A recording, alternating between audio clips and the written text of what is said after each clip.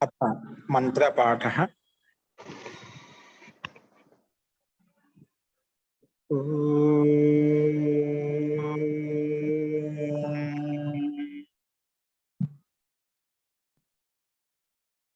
सहनाववतु सहनौ भुनक्तु सह वीर्यं करवावहै तेजस्विनावधीतमस्तु मा विद्विषावहै।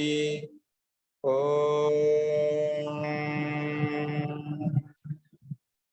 शांति शांति शांति।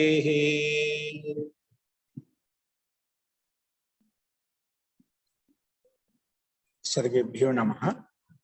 अंदरिकी नमस्कारम अंडी।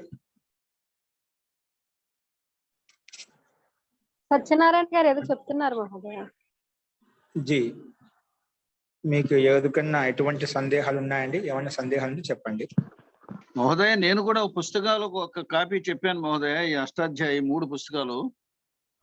అలాగే అండి, ఒకసారి అడ్రస్ పంపించారా? ఆ అడ్రస్ నేను పంపించలేదు. మీ అడ్రస్ నా దగ్గర ఉంది, మళ్ళీ ఒకసారి పంపించండి. పర్వాలేదు, డిలీట్ చేశానేమో. పంపిస్తానండి. అలాగే అండి. మీరు ఇంతకుముందుకు ఇంకా ధాతు వృత్తి, మహాభాష్యం అవి కూడా అడిగారు. సో వాటితో పాటు అవి తెప్పించేద్దాము. మహాభాష్యం ధాతు వృత్తికి తెప్పించేద్దాము. అలాగే సార్, అలాగే సార్. నేను ఎందుకంటే ఇప్పుడు అంత అవసరం ఉండదనే ఉద్దేశంతో చెప్పలేదు. అంటే వారు లేదా బిజీగా ఉండి వేరే పనిలో ఇప్పుడు ఎలా సందర్భంగా వస్తున్నాయి కాబట్టి మనం ప్రయత్నం చేద్దామండి. అలాగే మహోదయ.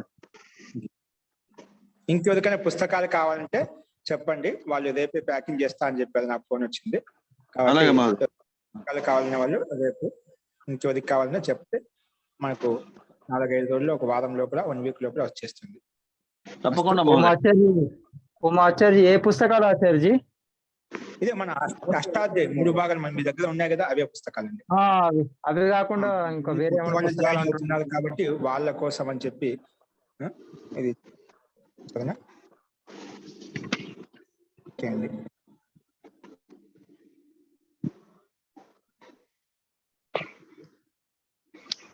అంటే ధాతుపాఠం పుస్తకమా మహోదయ మీరు చెప్పేది? ఇప్పుడు ధాతుపాఠం, ధాతు వృత్తి. మనకు ధాతుపాఠం అంటే కేవలం సూత్రాలు ఉంటాయి. ఇప్పుడు అష్టాధ్యాయులు 4000 సూత్రాలు ఎలా ఉంటాయో అట్లా కేవలం ధాతుపాఠం అంటే ధాతువులు మాత్రమే ఉంటుంది. 2000 ధాతులు, మూల ధాతులు. ధాతు వృత్తి అంటే ప్రతి ధాతునకు వృత్తి, అంటే ప్రతి ధాతునకు 10 లకాదులు ఎలా వస్తాయి, దాంట్లో కర్తాలు ఎలా ఉంటుంది, అదే ధాతుకు కర్మలు ఎలా ఉంటుంది, భావంలో ఎలా ఉంటుంది, కర్మకర్తలు ఎలా ఉంటుంది. అలాగా ఒకే ధాతువుకు ఇన్ని రకాల 10 లకాలలో కర్తలో భిన్నంగా ఉంటుంది, కర్మలో భిన్నంగా ఉంటుంది, భావంలో భిన్నంగా ఉంటుంది, రూపాయలు తేడా వస్తుంది. 10 లక అన్నిటికీ ఉంటాయి అన్నమాట. అది ఆ ధాతు వృత్తిలో దాన్ని విస్తృతంగా ఎలా వచ్చింది రూపసిద్ధి, రూపసిద్ధి సహితంగా 10 లకాల యొక్క ప్రక్రియ ఎలా వచ్చింది, ఏ విధంగా వచ్చాయి అనేది, ఎన్ని రూపాలు వస్తాయని చెప్పి అక్కడ వ్యాఖ్యానం ఉంటుంది. దాన్ని ధాతు వృత్తి అంటామన్నమాట. ఓకేనా? సో విస్తృతంగా పరిశిష్టం కూడా ఉంటుందండి మహోదయ. అక్కడ పరిశిష్టం ఉండాలండి. ఏం చదువుకున్నా మనం ఈ 3 భాగాల్లో పరిశిష్టం ఉంటే అక్కడ ఎవరు డైరెక్ట్ గా మాట్లాడుకోవడమే. పలానా సూత్రం ఇలా చెప్పింది, పలానా సూత్రం ఇలా చెప్పింది, డైరెక్ట్ ఏం పని చేస్తూ చెప్తున్నమాట. ఇంకా ముందుకు వెళ్తే మనకు మొత్తం సంస్కృతంలోనే ఉంటుంది. ముందుకు వెళ్ళే కొద్దీ సంస్కృతంలో ఉంటుంది. చాలా భయపడాల్సిన అవసరం, చాలా సరళంగా ఉంటుంది అన్నమాట. అక్కడే ఆనందం వస్తుంది. ఇక్కడికన్నా కూడా మహతి ఆనందం అక్కడే వచ్చేది అన్నమాట. ధాతు వృత్తి చదువుకునేటప్పుడు బాగా మనకు గ్రిప్ వస్తుంది. ఇంకా పరిభాషేందు శేఖర్ అని చెప్పి చెప్తామట. అని పరిభాష అని చెప్తాం. అది కూడా చాలా సంస్కృతంలో ఉంటుంది, చాలా రోచకంగా ఉంటుంది అన్నమాట. అది ఒకటి. గణితంలోకి అర్థం చేసుకుంటే అంత ఆనందం వస్తుందండి. తర్వాత కాశిక అనేది, ఇవన్నీ చెప్పుకున్న తర్వాత కాశిక కొంచెం లోపలికి దిగుతామట. ఇక్కడ ఉదాహరణ ఇచ్చుకుంటాం. ఒకవేళ ఇది ఈ సూత్రం ప్రకారంగా, ఈ నియమం ప్రకారంగా ఒకవేళ అలా కాకపోతే ఏమవుతుంది, దానికి విపరీత ఉదాహరణ ఇచ్చుకుని విపరీత ఉదాహరణ ద్వారా కూడా పూర్తిగా స్పష్టంగా చెప్తామట. ఇప్పుడు ఇలా ఉంటేనా ఈ సూత్రం వస్తుంది, ఈ ప్రత్యయం వస్తుంది చెప్పాం. ఒకవేళ రాకపోతే, ఇలాంటి కండిషన్ లేకపోతే ఏమొస్తుంది, అప్పుడు రూపం భిన్నంగా మారిపోతుంది. భిన్నంగా మారిపోయినప్పుడు ఏ రకమైన స్థితి వస్తుంది, అక్కడ ఇష్టసిద్ధి అనిష్ట సిద్ధి దాని వల్ల లాభ నష్టాలేంటి అవన్నీ కూడా చూపించబడతాయి అన్నమాట. అట్లా కాశికాలో కొంచెంగా లోపలి చూద్దాం. మహాభాష్యంలో ఇంకా దార్శనిక గ్రంథం అంటుంది మహాభాష్యాన్ని. అది వ్యాకరణ గ్రంథం కాదు, దార్శనిక గ్రంథం. అది ప్రతిదీ కూడా ఎందుకు, ఏమిటి, ఎలా, ఇది ఇక్కడ ఇదే ఎందుకు ఉందే, ఇదే ఎందుకు ఉండకూడదు అలా సందేహం అంటే శంకా సమాధానం ఉంటుంది, అంటే ప్రశ్నోత్తరాలు ఉంటాయి అంటే అక్కడ వాద వివాదమే ఉంటుంది అన్నమాట. కానీ చాలా రోచకంగా ఉంటుంది. ప్రశ్నకర్తనే ఎంత రోచకంగా అడుగుతా అంటే వాస్తవంగా ఒక సిద్ధాంతాన్ని స్థాపించినట్టుగా ఉంటుంది. పూర్వపక్ష అయినప్పటికీ కూడా, ప్రశ్నకర్త అయినప్పటికీ కూడా ఆ విధంగా ప్రశ్న ప్రస్తావిస్తాడు. నిజంగా ఇది వాస్తవమే అనిపిస్తున్నాడు, అంటే అబద్ధాన్ని కూడా యథార్థం కానిది కూడా యథార్థంగా చూపిస్తాడు అన్నమాట పూర్వపక్షి. దానికి సిద్ధాంతి ఆయన యొక్క శబ్దాన్ని ఖండిస్తూ దానికి సమాధానం చేసుకొచ్చి చెప్తా అన్నమాట. అది మహాభాష్యం అనేది ఇంకా రోచకంగా ఉంటుంది. కానీ వీటన్నిటికీ పునాది మనకు ఇప్పుడు చెప్పుకునే ప్రథమ వృత్తి 3 భాగాలు. ఇది ఎవరికైతే బేస్ 3 భాగాల రూపసిద్ధి బాగా ఉంటుందో దాంట్లో మహతి ఆనందం వస్తుందన్నమాట. ఓకేనా? శబ్ద బ్రహ్మ నిష్ణాత స పరబ్రహ్మాది గచ్చతి. ఈ శబ్ద బ్రహ్మ గురించి మనం తెలిసిన చాలు. అన్ని దర్శనాలు ఒక శబ్దం అంటే యథార్థంగా తెలిసినప్పుడు అదే ఒక యథార్థమైన ఒక వాక్యమే, ఒక అక్షరమే, ఒక శబ్దం మనకు మన జీవితాన్ని మార్చేస్తుంది. కాబట్టి అది ఈ శబ్ద బ్రహ్మం మీద మనం తెలుసుకున్న కాడికి తెలుసుకున్నా నీట్గా యథార్థంగా తెలుసుకోవడానికి ప్రయత్నం చేయాలి. ప్రయత్నం చేస్తూ చేస్తూ ఉంటే ఒకటి యథార్థంగా తెలుస్తుంది. కాబట్టి మనలో సత్య సంకల్పం ఒకటి చాలు. మనకి ఏం వద్దండి, నేను తెలుసుకోవాలనే సంకల్పం ఒకటి చాలు. మనకు నిజమైన సంకల్పం ఒకటి పెట్టుకుంటేనా మీకు తక్కువ ఎక్కువ వచ్చినా తర్వాత వస్తుందండి. సంకల్పం లేకపోతే మనకు సిద్ధించాలండి. సంకల్పం మటుకు దృఢంగా బలంగా ఉండాలి, అది మటుకు వాస్తవం. సంకల్పం ఉంటే సంకల్పానుగుణంగా నువ్వు ప్రయత్నం చేస్తావంట. ఆ ప్రయత్నం చేసినప్పుడు ఫలం రాకపోయినా బాధ లేదు, కానీ ప్రయత్నం చేస్తున్నావు అది ముఖ్యమైన. కర్మ చేస్తున్నా అది ముఖ్యం. అందుకే శ్రీకృష్ణుడు అంటాడు, కర్మ చేసేవంతది నీ వంతు. అది ఫలం రాలే అంటే భగవంతుడు నీకు ఇంకా కొంచెం బలపరుస్తున్నాడు, దృఢపరుస్తున్నావట. అది నీ మంచి కొరికే, నేను పునాది ఇంకా గట్టిగా నీ పునాది గట్టిగా వేయడం కోసం అక్కడ నిలబెడుతున్నావట. అంటే ఇంకా కొంచెం ప్రయత్నం చేస్తావు, ఇంకా దృఢంగా బలంగా తయారవుతావని చెప్పి, దానికోసం ఇంకా పురుషార్థం చేస్తావని చెప్పి. ఓకేనా? అంటే ఆ సామర్థ్యం, ఆ జ్ఞానం ఎందుకు తక్కిన మనకు ప్రసాదించలేకపోతున్నాడు? పరమాత్మ తెలుసుకుంటే, పరమాత్మ అనుగ్రహం ఉంటే క్షణాల్లో మీ బుద్ధిని మార్చివేస్తుండ. కణంలో వ్యాపించున్నాడు కాబట్టి పరమాత్మ నీ బుద్ధిలో అలాంటి ప్రభావం, అటువంటి బుద్ధిని వికసింపజేస్తాడు. క్షణాల్లో నీ మనసే మారిపోతుంది, నీ మైండే అన్ని ఆకర్షించుకుంటూ అన్ని అర్థం చేసుకోగలుగుతున్నమాట. కానీ అందరికి అర్థం కావంటే కొంతమందికి దాంట్లో మనం పురుషార్థం, ప్రయత్నం అవసరము. అది ఎందుకు? మనలో ఇంకా చైతన్యాన్ని, మనలో ఇంకా దృఢత్వాన్ని, బలత్వాన్ని, శక్తిని ఇంకా బలపరచడం కోసమే పరమాత్మ మనలో శక్తి సామర్థ్యం పెంచడం కోసమే అక్కడ కొన్ని పరీక్షలు లాంటివి ఉంటూ ఉంటాయి. వాటిని ఎదుర్కొంటూ మనం నిరంతరంగా పురుషార్థం, ప్రయత్నం చేస్తూ ఉండాలి. వచ్చిన దాంట్లో సంతోషపడుతుండాలి. అంతేకాని దాంట్లో ప్రయత్న శైథిల్యం ఉండకూడదు. అది నిరంతరంగా చదువుతూ ఉంటే ఖచ్చితంగా మనం సామెత చెప్తాం, తినగ వేపాకు కూడా తీయగా ఉంటుందంట. అలాగే వినగా మన వ్యాకరణం కూడా తీయటి ధనాన్ని, ఆనందాన్ని కుదిపిస్తుందండి. ఆనందం వస్తుంది చదువుతూ ఉంటేనే. అది యథార్థంగా ఇప్పుడు అన్ని ఉన్నాయి, మనకి అడ్జస్ట్మెంట్ కావాలి. అడ్జస్ట్మెంట్ ముందుకు వెళ్ళిన తర్వాత వస్తుంది. ఈ శబ్దాన్ని గ్రహించుకుంటూ వెళ్ళిపోతున్నాం. శబ్దకోశాన్ని, నీ శబ్ద బండారులో శబ్దకోశాలు అన్ని వేస్తూ పోతున్నాం అంట. కాకపోతే అస్తవ్యస్తంగా ఇక్కడక్కడ పడి ఉన్నాయన్నమాట. అది నిదానంగా వ్యవస్థితం అయిపోతుంది. వ్యవస్థితమైనప్పుడు ఏ వస్తువు ఎక్కడ ఉంది, ఏది ఎక్కడ ఉపయోగించుకోవాలి, ఎలా వాడుకోవాలి అనేది కూడా మీకు అవగతం అవుతుంది, అర్థమవుతుంది. కాబట్టి ఇది మటుకు యథార్థం. ఈ వ్యాకరణ అందుకే మహర్షి నువ్వు నిష్కారణంగా చదవద్దు, దీన్ని ఏం ఆశించి ఉద్దేశించి చదవద్దు. నిష్కారణం ధర్మ.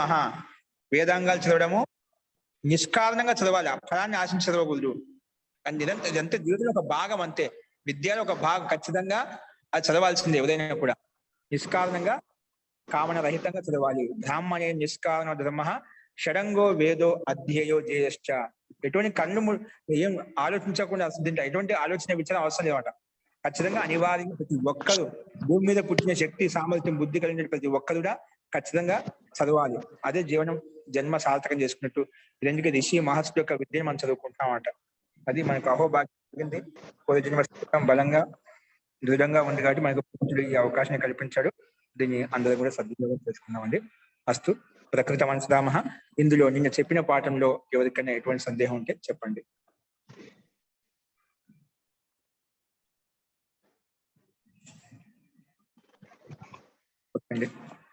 నిన్న యస్మాత్ ప్రత్యయ విధి తదాది ప్రత్యయంగం అని సూత్రం చెప్పుకున్నాము. అందులో కర్త, హర్త అనే రూపసిద్ధి మీరు చూసే ఉంటారు. ఔపగవహ, కాపటవహ అది కూడా మీరు చూసే ఉంటారు.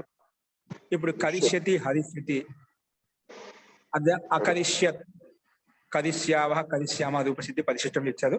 అది ఒకసారి చూద్దామండి. పరిశిష్టంలోకి వచ్చేయండి. అది చూసుకొని గమనించండి.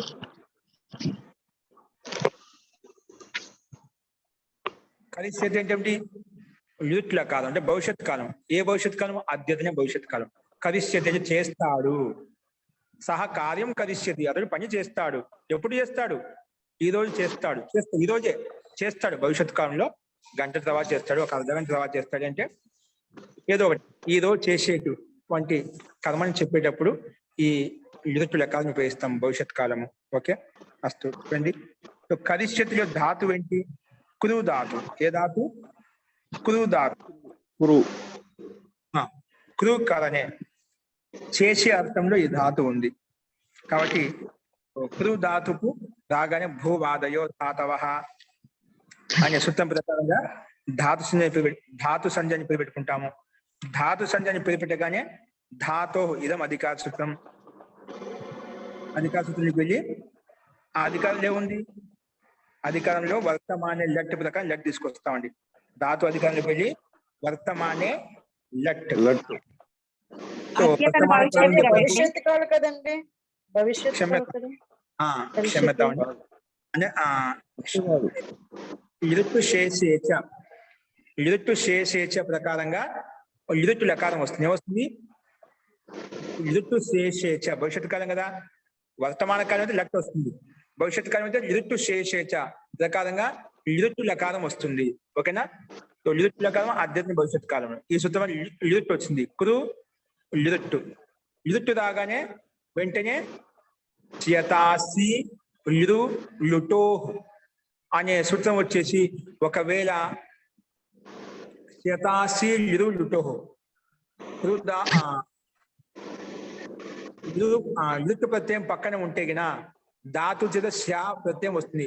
యతాసి లిరు లుటో అంటే లుట్టు ప్రత్యయం పక్కన ఉన్నా లేదా లిట్ ప్రత్యయం పక్కన ఉన్నా నేను ధాతు చేత క్రమంగా శ్యా తాసి ప్రత్యయాలు వస్తాయి. అంటే ఎక్కడైతే లిట్టు ప్రత్యయం ఉందో అక్కడ శ్యా ప్రత్యయం వస్తుంది. ఎక్కడైతే లుట్టు లాకి ఉకారం అండి, లుట్టు ప్రత్యయం ఉంటే అక్కడ ధాతు చేత తాసి ప్రత్యయం వస్తుంది. ఇక్కడ క్రమంగా రెండు ప్రత్యయాలు ఇచ్చారు, లిరు లుట్టు. రెండు లకారాలకు రెండు ప్రత్యయాలు ఉన్నాయి, శ్యా తాసి. శ్య తాసి. శ్యా ఎప్పుడు వస్తుంది? లిట్టు లకారం వచ్చినప్పుడు పక్కన ఉంటే శ్యా వస్తుంది మధ్యలో. ఒకవేళ లుట్టు ఉంటే శతాసి లిరు లుటోహు అప్పుడు తాసి ప్రత్యయం వస్తుంది. ఇక్కడ మనకు లుట్టు లేదు. ఏ లకారమో లిరుట్టు లకారం లిరుట్టు శేషేచ ప్రకారంగా లిరుట్టు లకారం వచ్చింది. ఆ లిరుట్టు లకారం పక్కన ఉంది కాబట్టి ధాతుకి పక్కన అంటే కురు ధాతుకి పక్కన శ్యా వచ్చింది. క్రమంగా ఏమొచ్చిందండి? శతాసిలో శ్యా మొదటిది, అక్కడ లిరు కూడా మొదటిది. క్రమంగా యథాసంఖ్య అనే దేశ ప్రకారంగా లిరుట్టు పక్కన ఉంది కాబట్టి మధ్యలో శ్యా వికరణ ప్రత్యయం వచ్చింది. ఓకే, అందుకే కురు శ్యా లిరుట్టు. ఆ లిరుట్టు లకార స్థానంలో అనుమతి లోపం చేసుకుంటే ఏమవుతుంది? టకారానికి హలంత్యం, రుకారానికి ఉపదేశే అజనునాసిక ఇత్ తస్య లోప ఆదర్శనం లోప. తో లిరుట్టుకు అనుమతి లోపం చేస్తే ఏమవుతుంది? ఇల్లు లకారం పొల్లు మిగులుతుంది. ఆ లకారానికే లహ కర్మనిచ భావి చాకర్మకేభ్య ప్రకారంగా మనము లకారము ఈ కర్తరి అర్థే భవతి. లాస్ట్ స్థానంలో కర్తార్థం చెప్పడం కోసం ప్రత్యయం తెచ్చుకోని చెప్పింది. సో కర్తార్థం చెప్పడం కోసం లాస్ట్ స్థానంలో మొత్తం 18 ప్రత్యయాలు వచ్చాయి. తిప్తస్ జీ సిప్తస్ థామిబ్వస్మస్ తాతాం ఝ తాస్ ఆతాం ధ్వం ఇట్ వహి మహిం. ఈ 18 ప్రత్యయాలు ఏం తెచ్చుకోవాలి అంటే ముందుగా వాటిని విభాగం చేసుకుందాం.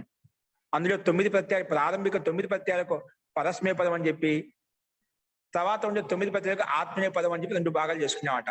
ముందుగా అన్నిటికీ లహ పరస్మే పదం అని చెప్పి లకారంలో వచ్చిన 18 ప్రత్యయాలు మొత్తం పరస్మే పదాలు అని పేరు పెట్టేశాం. కానీ వెంటనే తంగాణ ఆత్మనే పదం అనే సూత్రం వచ్చేసి, లేదండి తా నుంచి మొదలుకొని మహింగి పర్యంతం వాటికి ఆత్మనే పదం పేరు పెట్టుకోవాలి అని చెప్పి అది విభాగం చేసింది. ఈ రకంగా పరస్మే పదాలు 9, ఆత్మనే పదాలు 9గా విభజించుకున్నాం. అందులో ఏమి కావాలి? పరస్మే పదంలో ప్రత్యయం వస్తుందా, ఆత్మనే పదంలో ప్రత్యయం వస్తుందా అంటే ఇక్కడ సామాన్యంగా పరస్మే పదంలోనే ప్రత్యయం వస్తుంది చెప్పి శేషాత్ కర్తరి పరస్మే పదం ప్రకారంగా. ఎందుకంటే ఆత్మనే పదం చేయడానికి విశిష్టమైన ధాతు గాని సూత్రం కానీ ఏది లేదు కాబట్టి శేషాత్ కర్తరి పరస్మే పదం ప్రకారంగా సామాన్యంగా పరస్మే పద ప్రత్యయాలు వచ్చాయి. అందులో ఏం తెచ్చుకోవాలి? ప్రథమ పురుషమా, మధ్యం పురుషం, ఉత్తమ పురుషమా అంటే సామాన్యంగా శేషే ప్రథమా ప్రకంగా ప్రథమ పురుషంలో ఏకవచనంలో ప్రత్యయం తెచ్చుకో. ఎందుకంటే మన రూపసిద్ధి ఏంటి? కరిష్యతి అని ప్రథమ పురుషం ఏకవచనంలో ఉంది కాబట్టి ప్రథమ పురుషం ఏకవచనంలో తిప్పు తెచ్చుకున్నాం. ఏం తెచ్చుకున్నాం? ఇల్లు స్థానంలో తిప్పు వచ్చిందన్నమాట. ఆ తిప్పుకు అనుబంధ లోపం చేస్తే పకారంకి హలంత్యం తస్య లోప అదర్శనం లోప చేస్తే ఏమవుతుంది? కృష్యాతి, కృష్యాతి. ఓకేనా? ఇప్పుడు తిప్ ప్రత్యయం ఏంటి? తింగ్ సిత్ సార్వధాతుకం ప్రకారంగా ఇది సార్వధాతుకం. కానీ మధ్యలో శ్యా అనేది ఏంటి? అది ప్రత్యయమే. కానీ ఏ ప్రత్యయము? సార్వధాతుక ప్రత్యయమా, ఆర్ధధాతుక ప్రత్యయమా? ఆర్ధధాతుకం. సార్వధాతుకం కదా. తింగ్ భిన్న ప్రత్యయం కదండి. తింగ్ భిన్న ప్రత్యయ ఆర్ధధాతుక బాగుంది. తింగ్ సిత్తు భిన్నా. తింగ్ కాదు, సిత్తు కాదు కాబట్టి ఆర్ధధాతుకం సంధ్య. ఎవరు పెట్టేది ఆర్ధధాతుకం అని? ఆర్ధధాతుకం పేరు పెట్టింది ఎవరు? తింగ్ సిత్తు సార్వధాతుకం, ఆర్ధధాతుకం శేష. తింగు సిత్తు సార్వధాతుకం ఈ సూత్రం వచ్చి పేరు పెట్టగానే తింగులకు అంటే 18 ప్రత్యయాలకు ఒక సిత్తు ప్రత్యయానికి సార్వధాతుకం పేరు పెట్టింది. సార్వధాతుకం పేరు పెట్టగానే మిగిలినవన్నీ కూడా అంటే 18 ఒక సిత్తు ప్రత్యయం ఒకటి. ఈ 19 ప్రత్యయాన్ని వదిలిపెట్టి మిగిలిన ధాతు పాఠంలో ఎన్ని ప్రత్యయాలు అయితే ఉన్నాయో అవన్నీ కూడా ఆర్ధధాతుకం శేష. శేష అంటే మిగిలినటివి. ఏ దానితో మిగిలినటివి? తింగు సిత్తు అంటే తింగులకు సిత్తుకు సార్వధాతుకం పేరు పెట్టగా మిగిలిన ప్రత్యయాలు ఏవైతే ఉన్నాయో వాటిని శేష అని చెప్పాము. శేష అంటే మొత్తం వచ్చేసాయన్నమాట. అష్టాధ్యాయులు ఉండే ప్రత్యయాలు మొత్తం వచ్చేసాయి. అన్ని కూడా ఆర్ధధాతుకం శేష ప్రకారంగా అన్ని ఆర్ధధాతుక సంజకాలు అవుతాయి. కాబట్టి శ అనేది ఆర్ధధాతుకం. సరే, ఆర్ధధాతుకం అని పేరు పెట్టుకోవడం వల్ల ఏ లాభం వచ్చింది?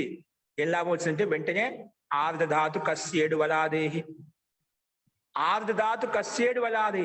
ఎవరికైతే నువ్వు ఆర్ధధాతుకు అని పేరు పెట్టావో దానికి ఇట్ ఆగమంగా వస్తుంది. ఏమొస్తుంది? ఇట్ ఆగమంగా వస్తుంది. సో ఇట్ ఆగం ఎవరికి వస్తుంది? ఇట్ ఆగం ఆర్ధధాతు ప్రత్యయానికి వస్తుంది. ఆర్ధధాతుకు ప్రత్యయం అయినప్పుడు దానికి ఆగమంగా వస్తే అంటే ఆగం అంటే అవయవంగా వస్తుంది. ఆగమాలు ఎప్పుడు ధాతువుకైతే ధాతువుకు అవయవంగా వచ్చుంటాయి, ప్రత్యయానికైతే ప్రత్యయానికి అవయవంగా వచ్చి కూర్చుంటాయి. ఇప్పుడు ఆర్ధధాతు ప్రత్యయానికి ఇట్ ఆగమంగా వస్తుంది. వస్తుంటే వెంటనే ఏకాచ ఉపదేశను దాత్తాత్. ఎందుకంటే ఇది ఆర్ధధాతుక ప్రత్యయము, వలాది కూడా ఉంది, అన్ని కండిషన్స్ ఉన్నాయి కాబట్టి ఇట్టు తీసుకొస్తాను శా ప్రత్యయం ముందు అంటే లేదండి ఏకాచ ఉపదేశను దాత్తాత్. ఎందుకంటే ధాతు పాఠం మీద అనుదాత్తే ధాతు ఇచ్చారన్నమాట. అనుదాత్తే ధాతు ఉన్న చోట అక్కడ ఇట్టు రాదు అని చెప్పి ఈ సూత్రం నిషేధించింది. ఆర్ధధాతు కస్యేడు వలాదేహి అనే సూత్రం వచ్చేసి శ్యా ప్రత్యయానికి ఇట్టు తీసుకొస్తుంటే ఇది వచ్చేది చెప్పింది లేదు. ఏకాచ ఉపదేశేను దాత్తాత్ అనే సూత్రం వచ్చేసి లేదండి ధాతు పాఠం మీద అనుదాత్తే అంటే అన్నిటి ధాతు అని చెప్పారు. అన్నిటి ధాతు ఉన్న చోట ఇట్టు రాదు అని చెప్పి నిషేధించింది. కాబట్టి ఏమైంది?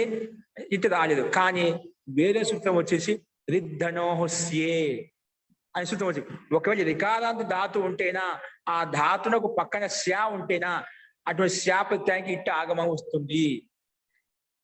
ఆ ధాతు కస్యడు అయితే ప్రాప్తం అవుతుంటే ఏకాచ ఉపదేశను దాత్తాత్ అని చెప్పి నిషేధించినాడు. ఎందుకంటే ధాతు పాఠం మీద అన్నిటి ధాతు అని చెప్పుకున్నాం.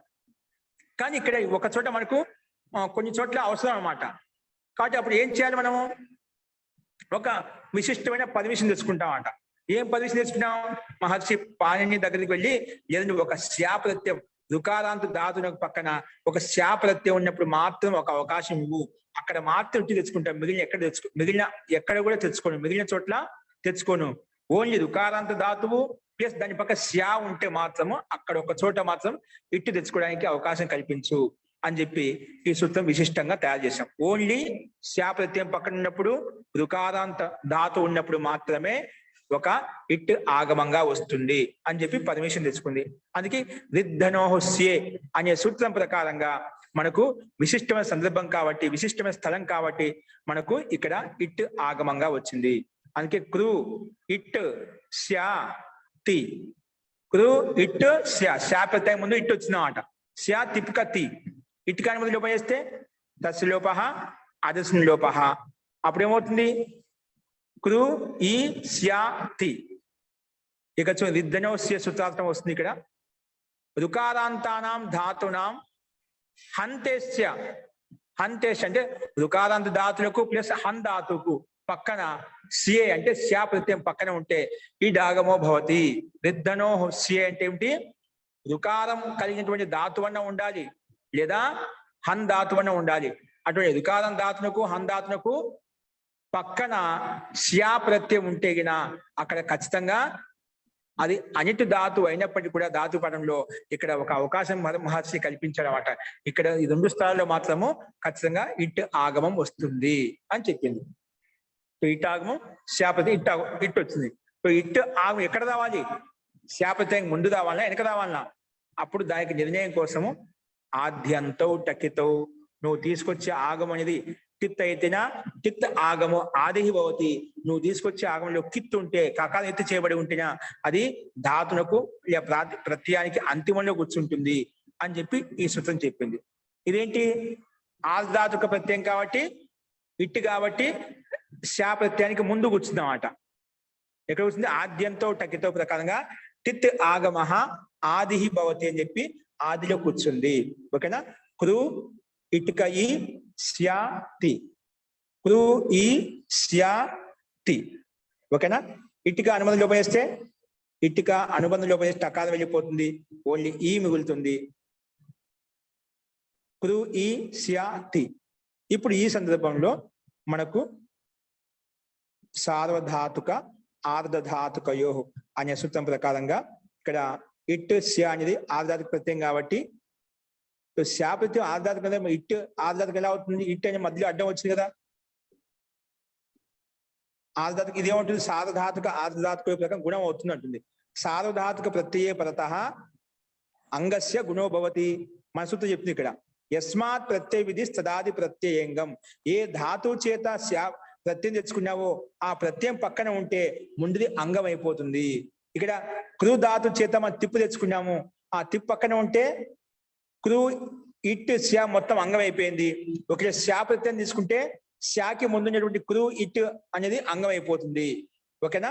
తో యస్మాత్ ప్రత్యయ విధి తదాది ప్రత్యయంగం. ఏ ధాతు చేత అయితే నువ్వు ఇట్టు తెచ్చుకున్నావో లేదా శా ప్రత్యయం తెచ్చుకున్నావో అది పక్కన ఉంటే ముందుది ప్రత్యయ పరత ప్రత్యయం పక్కన ఉంటే ముందుది అంగ సంజ్ఞ అని పేరు పెట్టబడుతుంది. అందుకే కృకి అంగ సంజ్ఞ అని పేరు పెట్టాం. కృకి అంగ సంజ్ఞ పేరు పెట్టాం కదా. ఇటు కూడా ఉంటుందా ఉండదా? ఇటుకి అంగ సంజ్ఞ ఉందా లేదా? లేదండి, అది శాకి అంగం కదా. శాకి ప్రత్యయానికి అంగం ఆగమం కదా. అవయవం అనాలి. అవయవం. శా ప్రత్యయం అయినప్పుడు కూడా శా ప్రత్యయానికి అవయవంగా వచ్చింది కానీ ఇది కూడా ప్రత్యయమే, ఇటు కూడా ప్రత్యయమే. ఇటు శా అనే ప్రత్యయం పక్కన ఉంటే ఇదంతా ఆర్ధాతుకం. శా ఆర్ధాతుకమైనప్పుడు దానికి వచ్చిన అవయవం కూడా ఆర్ధాతుకం అయిపోతుందన్నమాట. ఇటు ప్రత్యయానికి వచ్చిన అవయవం ఇటు కూడా ఆర్ధధాతుకు ప్రత్యయం అయిపోతుంది. కాబట్టి ఇటు శా అని ఆర్ధాతుకు పక్కన ఉంటే కృ ధాతుకు ఏమైపోయింది? అంగ సంజ్ఞాన్ని పేరు పెట్టుకున్నాం మనం ప్రతి సూత్రం ప్రకారంగా. అంగ సంజ్ఞ పేరు పెట్టాం కాబట్టి వెంటనే సార్వధాతుక ఆర్ధధాతుకయో ఆర్ధధాతుక ప్రత్యయం పక్కన ఉంటే అంగస్య రుకారాంతస్య అంగస్య గుణో భవతి. రుకారాంత అంగం కృకి గుణం చేస్తాం. గుణం చేస్తే ఏమవుతుంది? కార అయిపోయింది. రుకార స్థానం గుణం అయిపోయింది. గుణం అంటే ఆ ఏ ఓ ఇది ఏ తేషాం వర్ణానం అంగ గుణ సంజ్ఞా భవతి. ఈ వర్ణాలకు గుణం అని పేరు వస్తుందన్నమాట. ఆ ఏ ఓ ఇది ఏ తేషాం వర్ణానం గుణ సంజ్ఞా భవతి అని చెప్పి గుణం అని పేరు పెట్టుకున్నాడు. అంటే 3 గుణం అని పేరు. ఆ 3 వర్ణాలు ఏం తెచ్చుకోవాలి? రుకారానికి అత్యంత దగ్గరగా ఉండేది ఏంటంటే అర్ అంటే రుస్థానంలో గుణం వస్తుంది, అది వస్తుంది అన్నమాట. ఎందుకంటే అని ప్రసజ్యమానం అయిపోతుంది. ఎందుకంటే ఆ ఏ ఓ నుంచి ఆ కొంచెం సన్నిహితంగా ఉన్నమాట రుకారానికి. కాబట్టి రువర్ణ స్థానే అన్ని ప్రసజ్యమానే రపదో భూత్వా భవతి. ఈ ప్రకారంగా రుకార స్థానంలో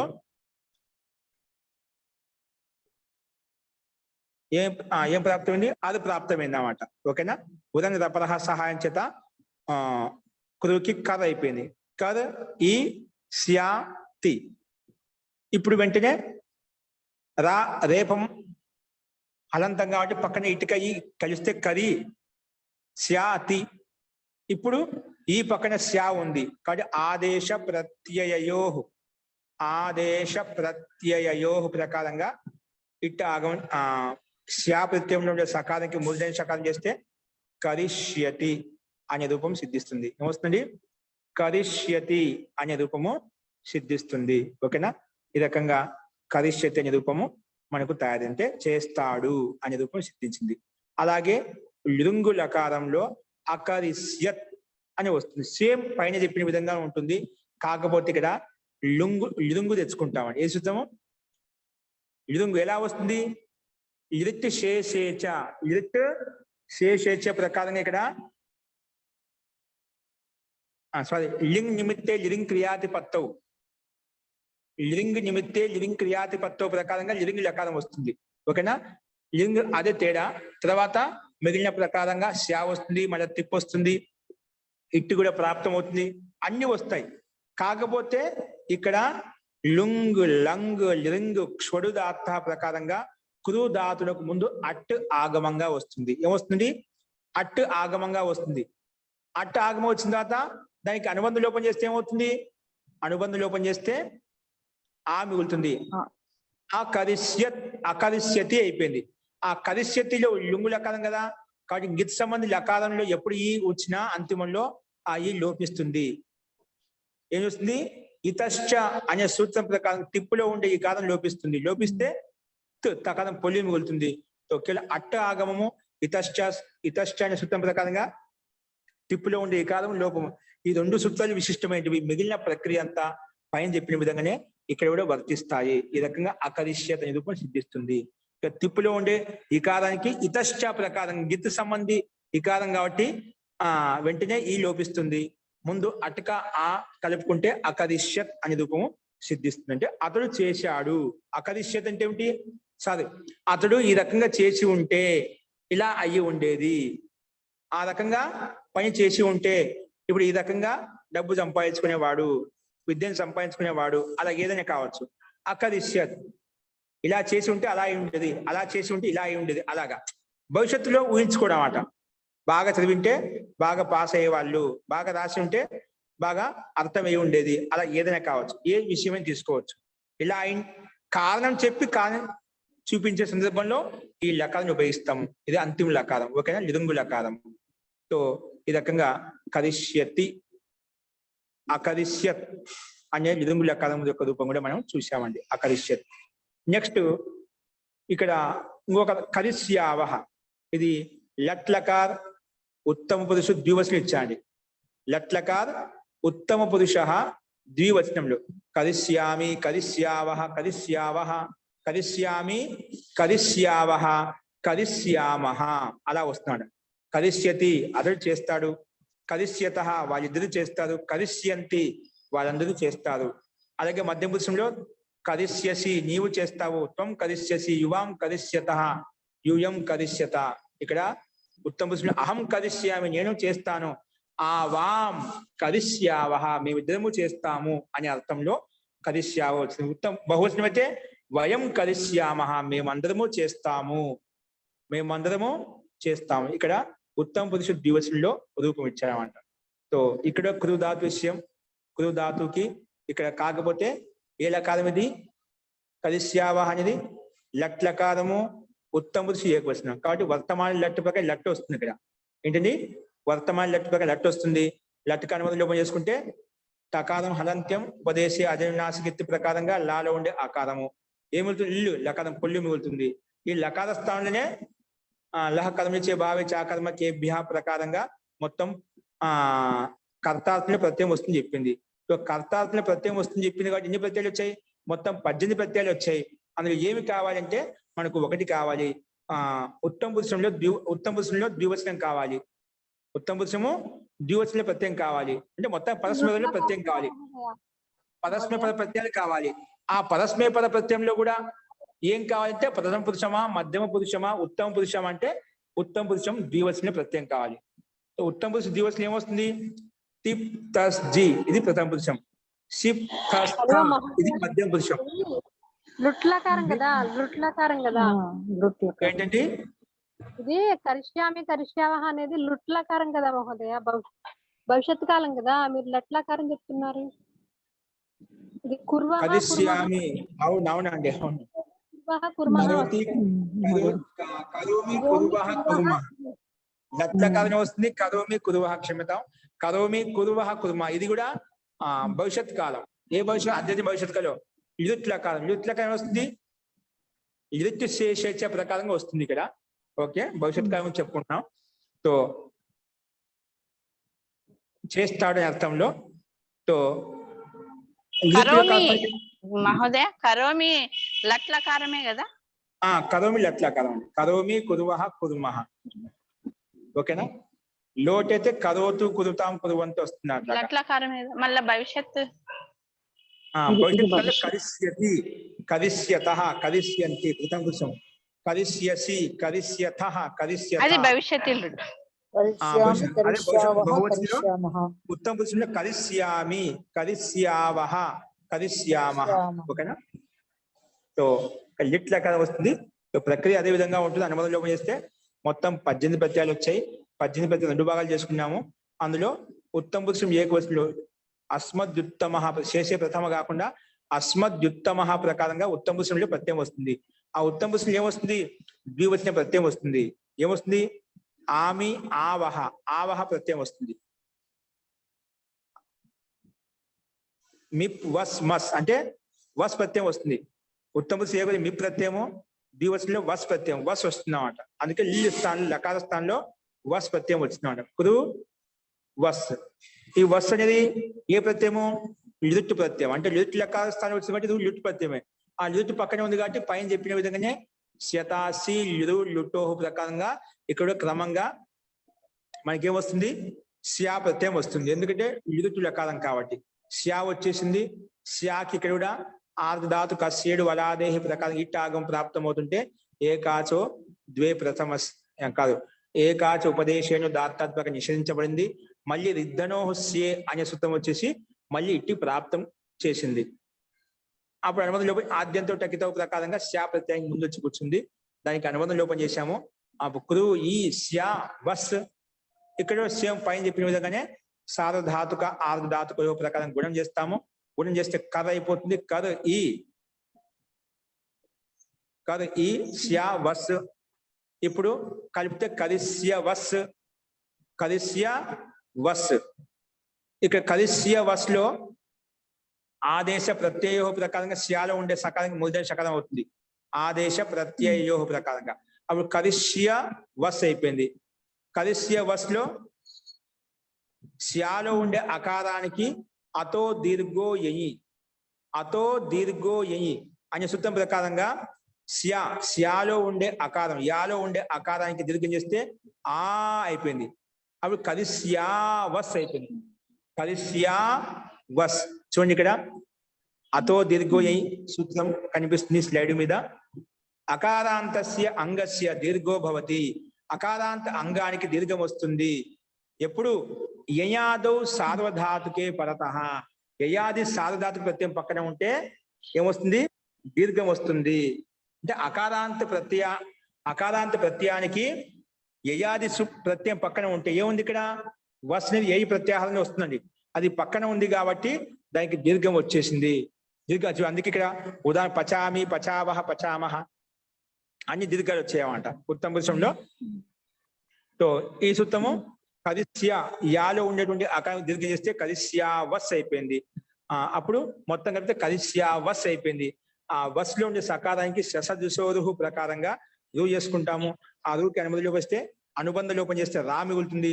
ఆ రకారానికే ఖరవసానియోరు విసర్జనీయ ప్రకారంగా విసర్గం చేస్తే కరిష్యావహ అయిపోతుంది. కరిష్యావహ అంటే వస్సులో ఉండే సకారానికి రుత్వము విసర్గం చేస్తే కరిష్యావహ అనే రూపం సిద్ధిస్తుంది. ఓకేనా? ఈ రకంగా కరిష్యావహ హృదాతు అయితే హరిష్యావహ అలాగా రూపాలు వస్తాయి. మనం అదే విధంగా అర్థం చేసుకోవాలి. కరిష్యావహ కరిష్యామహ. మస్ తీసుకుంటే కరిష్యామహ అవుతుంది. వస్ తీసుకున్న కరిష్యావహ అయిపోతుంది అన్నమాట. ఓకేనా? ఈ రకంగా మనం అర్థం చేసుకోవాలి. అస్తు కరిష్యావహ కరిష్యామహ. అస్తు స్లైడ్ చూడండి. నెక్స్ట్ లాస్ట్ ఒక సిద్ధి ఉంది, అది చూద్దాం. తో అయిపోయినా అనుకుంటాను. సో ఈ రకంగా మనం రూపసిద్ధి మనం చూసామండి. అస్తు ఇందులో ఇప్పుడు చెప్పిన వాటిలో ఏదైనా సందేహం ఉంటే చెప్పండి.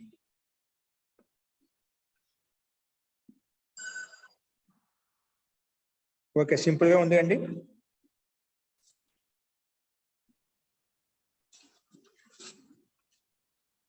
సో మనకు ఏంటి ఇక్కడ ఉదాహరణ వచ్చే కరిష్యావహ కరిష్యామహ వస్తాను మస్ తెచ్చుకుంటే సేమ్ అదేవిధంగా కరిష్యామహ అయిపోతుంది అండి.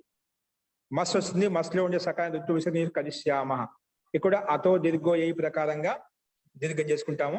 కరిష్యామస్ అయిపోతుంది. మిగిలిన ప్రక్రియ అంతా కరిష్యతి, అకరిష్యత్, కరిష్యావహ, కరిష్యామహలో ఉన్నటువంటి ప్రక్రియ అంతా ఒకే విధంగా ఉంటుంది. ఒక రూపం అర్థం చేసుకుంటే మిగిలిన రూపాలను కూడా మనం తయారు చేసుకోవచ్చు. ఈ రకంగా యస్మాత్ ప్రత్యయ విధి తదాది ప్రత్యయంగం అనే సూత్రము ఏ ధాతువు చేత ఏ ప్రాతిపదికం చేత అయితే ప్రత్యయం తెచ్చుకుంటామో ఆ ప్రత్యయం అనేది పక్కన ఉంటే ముందుది దాని ముందుది అంగం, ముందు దానికి అంగం అని పిలుస్తుంది. అంటే ప్రత్యయానికి ముందు అంతా అంగం అయిపోతుంది. కాబట్టి ప్రత్యయ పరతః అంగ సంజ్ఞా భవతి అని చెప్పి ఈ సూత్రం మనకు చెప్పిందండి. ఓకే, ఇది ఈ సూత్రం యొక్క అభిప్రాయం, ఈ సూత్రంలో ఉన్నటువంటి ఉదాహరణలు. అస్తు నెక్స్ట్ చూడండి, సుప్తింగంతం పదం. సుప్తింగంతం పదం మనకు సంస్కృతంలో ఎప్పుడు పదాలను ఉపయోగించుకోవాలన్నా ఈ సూత్రం వచ్చేసి సుప్ ప్రత్యయం నుంచి ఏదో ఒక ప్రత్యయం, అంటే సు, ఔ, జస్, అం, ఔట్, షస్, టా, భ్యాం, భిస్, గే, భ్యాం, భ్యస్, గసి, భ్యాం, భ్యస్, గస్, ఓస్, ఆం, గి, ఓస్, సుప్. ఈ 21 ప్రత్యయాల నుంచి ఏదో ఒక ప్రత్యయం వచ్చేంత వరకు అది పదంగా గుర్తించబడదు. ఈ 21 ప్రత్యయాలు ఏదో ఒక ప్రత్యయం వచ్చినప్పుడే అది పదంగా మారిపోతుంది. ఎందుకంటే ఈ 21 ప్రత్యయాలు ఏ ప్రత్యయం వచ్చినా అది సు ప్రత్యయం. అంటే సుప్పులో ఉండే మొట్టమొదటి ప్రత్యయం సు, గి, ఓ, సుప్పులో ఉండే అంతిమ పకారం, అంతిమ పు కలుపుకుంటే సుప్పులో ఉండే మొదటి అక్షరం సు, గి, ఓ, సుప్పులో ఉండే అంతిమ ప్రత్యయం యొక్క పకారం అది ఆది అక్షరము అంతిమ అక్షరం కలిపి సుప్ అయిపోయిందట. సుప్ అనగానే ఓన్లీ ఒక సప్తమి భక్తి భవసం సుప్ ప్రత్యయం కాదు, మొత్తం సు నుంచి మొదలుకొని సుప్ వరకు ఉండే మొత్తం 21 ప్రత్యయాలకు సుప్ అని పేరు. ఏ విధంగా అయితే తిప్, తస్, జి, షిప్, తస్త 18 ప్రత్యయాలకు ఈ విధంగా మొట్టమొదటి అక్షరం తి అంతిమంగా కలుపుకుని తింగ్ అయిపోయిందో, తింగ్ అంటే ఈ విధంగా 18 ప్రత్యయాలు తీసుకుంటాము. అలాగే సుప్ అనగానే 21 ప్రత్యయాలు తీసుకుంటాము. దానికి సూత్రం ఏంటి ఇక్కడ ఇచ్చారు. స్వౌ, జస్, అమౌట్, జష్టాభ్యాంబిస్, గేభ్యాంబ్యస్, గసిభ్యాంబ్యస్, గస్, ఓ, సాం, గ్యోస్, సుప్. ఇక్కడ సంధియుక్తంగా చెప్పామన్నమాట. సంధి చేసి కలిపి చెప్పాము. నేను మీకు విడదీసి చెప్పాను. ఇక్కడ కింద రాశారు చూడండి, సు, ఔ, జస్, అం, ఔట్, షస్. కింద అర్థ టా, భ్యాం, భిస్. ఈ క్రమంగా 3 కలిసి ఒక్కొక్క విభక్తి.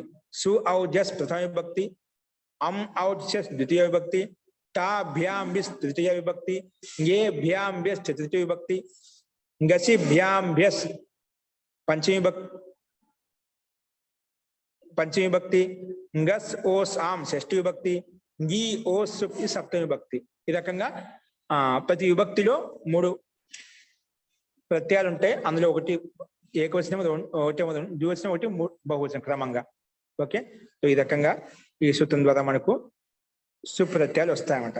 ఇటువంటి సుప్రత్యయాల నుంచి ఏ ప్రత్యయం వచ్చినా అప్పుడు ఈ సూత్రం వచ్చేసి సుబంతస్య తింగంతస్య పద సంజ్ఞా భవతి. అంటే 21 ప్రత్యయాల నుంచి ఏ ప్రత్యయం వచ్చినా, లేకపోతే టిప్, తస్, జి, సిప్, తస్, థ, మిప్, వస్, మస్, తా, ఆతాం, ఝ. ఇవి చూడండి పైన స్లైడ్ మీద కనిపిస్తున్నాయి. వీటిని తింగులు అంటామంట. ఏంటివి ఇక్కడ చూడ కనిపిస్తున్నాయి. అర్థ ధాతో టిప్, తస్, జి ఇది ప్రథమ పురుషం, సిప్, తస్, థ ఇది మధ్యం పురుషం, మిప్, వస్, మస్ ఇవి ఉత్తమ పురుషం. ఓకేనా, ఇవి పరస్మయ పది. ఈ 9 ప్రత్యయాలు పరస్మయ పదం అంటాం. ప్రతి పురుషంలో 3 వచనాలు ఉంటాయి, ఏకవచనము, ద్వివచనము, బహువచనం. అలాగే మధ్య పురుషంలో ఏకవచనము, ద్వివచనము, బహువచనం. అదేవిధంగా ఉత్తమ పురుషంలో కూడా ఏకవచనము, ద్వివచనము, బహువచనం 3 పురుషాలు ఉంటాయి. ఓకేనా, సో ఈ 9 ప్రత్యయాలకు పరస్మయ పదములు అని పేరు. అలాగే తా, ఆతాం, జ. తా ఏకవచనము, ఆతాం ద్వివచనము, జ బహువచనం. వీటిని ఆత్మనే పద ప్రత్యయాలు అంటాం. ప్రథమ పురుషం ఆత్మీయ పదంలో ప్రథమ పురుషము తా, ఆతాం, జ. ఆత్మ అనే పదంలో మధ్య పురుషం ఏంటి? థాస్, ఆథాం, ధ్వం. వీటిని మధ్య పురుషంలో ఉండే ప్రత్యయాలు అంటాం. ఏకవచనం, ద్వివచనం, బహువచనం. ఉత్తమ పురుషంలో ఇట్ వహి మహింగ్. ఇట్ ఏకవచనము, వహి ద్వివచనము, మహింగ్ బహువచనం. కానీ ఏకవచనం ద్వివచనం బహువచనం ఎక్కడ? ఆత్మనే పదంలో ఉన్నటువంటి ఉత్తమ పురుషానికి ఏకవచనం ద్వివచనం బహువచనము. ఓకేనా? వీటిని ఆత్మనే పదం అంటాము. ఇతి ఏతే ఇత్యేతే అష్టాదశ ఆదేశాః. ఇత్యేతే ఈ 18 ఆదేశాలు లస్య అంటే లకారస్య. మనం లట్ లకారం కానీ లిట్ లకారం 10 లకారం ఉన్నాయి కదా, 10 లకారాల్లో ఏ లకారం వచ్చినా ఆ లకార స్థానంలో ఈ ప్రత్యయాలు వస్తాయి. 18 ప్రత్యయాలు. లట్టైనా, లిట్టైనా, లుట్టైనా, లుట్టైనా, లోటైనా, లంగైనా, లింగ లకారమైన, ఆశ్రలింగ లకారమైన, లుంగైనా, లిరుంగైనా, మొత్తం 10 లకారంలో ఏ లకారం వచ్చినా ఆ లకార స్థానంలో వచ్చే ప్రత్యయాలు ఇవి. ఈ 18 ప్రత్యయాలు ఖచ్చితంగా వస్తాయి. 10 లకారం ఏ లకారం వచ్చినా ఈ 10 లకార స్థానంలో ఇవే ప్రత్యయాలు 18 ప్రత్యయాలు వస్తాయి. ఈ 18 నుంచి ఏదో ఒక ప్రత్యయం ఉంటుంది. ఈ ప్రత్యయం ఏ ధాతుకైతే అంతిమంలో ఉంటుందో ఆ మొత్తానికి ఇది పద సంజ్ఞాన్ని పెరుగుతుంది. ఏంటంటే ముందు చెప్పిన విధంగా ఏ శబ్దానికైతే అంతిమంలో సుప్ ఉంటుందో, సు, ఔ, జస్, అమ్, అవుట్, ఇవేమో తిప్ తస్జి ధాతునకు అంతిమంలో ఉంటాయని గుర్తుపెట్టుకోండి. సు, ఔ, జస్ అనేటివి శబ్దానికి అంటే ప్రాతిపదికానికి అంతిమంలో ఉంటాయి. ఓకేనా? అందుకే సుప్ అంతిమం అంటే ఆ మొత్తానికి సుబంతస్య పద సంజ్ఞా భవతి అని చెప్పుకుంటాము. ఓకే, తింగ్ ప్రత్యయం అంతిమంలో ఉందనుకోండి, తింగ్ ప్రత్యయం అంతిమంలో ఉంది ఏ దానికైతే ఆ మొత్తానికి పద సంజ్ఞాన్ని పెట్టుకుంటాం. అంటే తిప్పు ప్రత్యయం అంతిమంలో ఉన్నా, సుప్పు ప్రత్యయం అంతిమంలో ఉన్నా ఆ మొత్తానికి పద సంజ్ఞ అంటే పదంగా భావించవచ్చు. దాన్ని పదం అని పేరు పెట్టుకున్నాం. అలా పదం అని పేరు పెట్టిన తర్వాతనే అది పదంగా భావించబడుతుంది. రామ శబ్దానికి సు తీసుకొచ్చి మనము విషయం ఎప్పుడు చేస్తామో అది రామ శబ్దంగా తీసుకున్నామాట. సో రామ ప్రాతిపదికం అంటామాట, ఏ రామ పదం అంటామాట. సు రానంత వరకు, సుప్రత్యయాలు రానంత వరకు అది శబ్దంగా తీసుకోవాలి, అది పదంగా తీసుకోకూడదు. పదం అంటున్నామంటే ఎప్పుడైతే సుప్తింగంతం పదం అనే మన సూత్రం ప్రకారంగా పదసంజ్ఞ పెడతామో అప్పుడు మాత్రమే అది పదంగా మారిపోతుంది. ఎప్పటి వరకు పదంగా మారలేదో అంతవరకు మన సంస్కృతిలో ఉపయోగించుకోకూడదు. ఏదానికైతే పదసంజ్ఞాన్ని పెట్టి దాన్ని పదంగా భావిస్తామో అప్పుడే అది ఆ శబ్దం, ఆ పదం ఉపయోగించబడుతుంది. ఓకే, ఇది దీని యొక్క తాత్పర్యం. చూడండి సూత్ర పద విభాగము. సుప్తింగంతం ప్రథమ విభక్తి ఏకవచనము, పదం ప్రథమ విభక్తి ఏకవచనము. దీనికి సమాసం చెప్పాడు. సుప్తింగంతం. సుప్తింగంతం అంటే ఏమిటి? సుప్చ తింగ్చ సుప్తింగౌ, సుప్చ తింగ్చ సుప్తింగౌ. సుప్తింగౌ ఈ సుప్పు తింగు చెప్పా. సుప్పు అంటే 18 ప్రత్యయాలు, సారీ క్షమత 21 ప్రత్యయాలు. ఇంకా చ అంటే ఇంకా, తింగ్ చ అంటే 18 ప్రత్యయాలు. ఈ రెండింటిని కలిపితేనే సుప్ తింగవ్ అయిపోయాయి. ఈ రెండింటిని కలిపితే ఏమైపోయాయి? సుప్ తింగవ్ అయిపోయాడు. సుప్ తింగవ్. ఈ సుప్పు తింగవ్ అంతే యస్య. ఈ సుప్రత్యయాలు లేదా తింగ్ ప్రత్యయాలు ఏదో ఒక ప్రత్యయం అంతే యస్య అంతిమంలో ఉన్నాయి ఏ ధాతుకైతే లేదా ఏ శబ్దానికైతే తత్ ఆ మొత్తం అంతా కూడా సుప్తింగంతం, అదంతా సుపంతం లేదా తింగంతం అయిపోతుంది. అదంతా కూడా ఏమవుతుంది? ఆ మొత్తం సుప్ అంతము లేదా సుప్ అంతిమంలో ఉంది లేదా తింగ్ అంతిమంలో ఉంది అని అంటాం అన్నమాట. సో యస్య తత్ సుప్తింగంతం, దాన్ని సుప్తింగంతం అంటాము. ఇది ద్వంద్వ గర్భో బహువ్రీహి సమాసః. ఇప్పుడు సూత్రార్థం చూడండి. సుబంతం అంటే సుప్పు ప్రత్యయం అంతిమంలో ఉంది అంటే సుప్ అంటే 21 ప్రత్యయం, ఏ ప్రత్యయం అంతిమంలో ఉన్నా ఏ దానికైతే అంతిమంలో ఉంటుందో ఆ మొత్తానికి, లేదా తింగ్ ప్రత్యయం అంతిమంలో ఉంది ఏ దానికైతే, తింగ్ ప్రత్యయం అంటే తిప్ తజ్జుల నుంచి ఏదో ప్రత్యయం అంతిమంలో ఉందనుకోండి, ఏ దానికైతే అంతిమంలో ఉంటే ఆ మొత్తానికి అంటే ధాతునకు తోటే తింగ్ వస్తుంది కాబట్టి తింగంతం అంటాము. అంటే ధాతు అయి ఉంటుంది. సుప్ ఎక్కడ ఉంటుంది? ప్రాతిపదికానికి అంతిమంలో ఉంటుంది. కాబట్టి సుబంతం తింగంతం. సుప్రత్యయం అంతిమంలో ఉంది ఏ దానికైతే ఆ మొత్తానికి సుబంతం అని పేరు. తింగ్ ప్రత్యయం అంతిమంలో ఉంది ఏ దానికైతే దాన్ని తింగంతం అంటాడు. అటు సుబంతానికి తింగంతానికి ఈ సూత్రం వచ్చి ఏం చెప్పింది? పద సంజ్ఞా భవతి. దానికి పద సంజ్ఞాన్ని పేరు పెట్టుకుంటాము. అందుకే సుబంతం తింగంతం చ శబ్ద రూపం.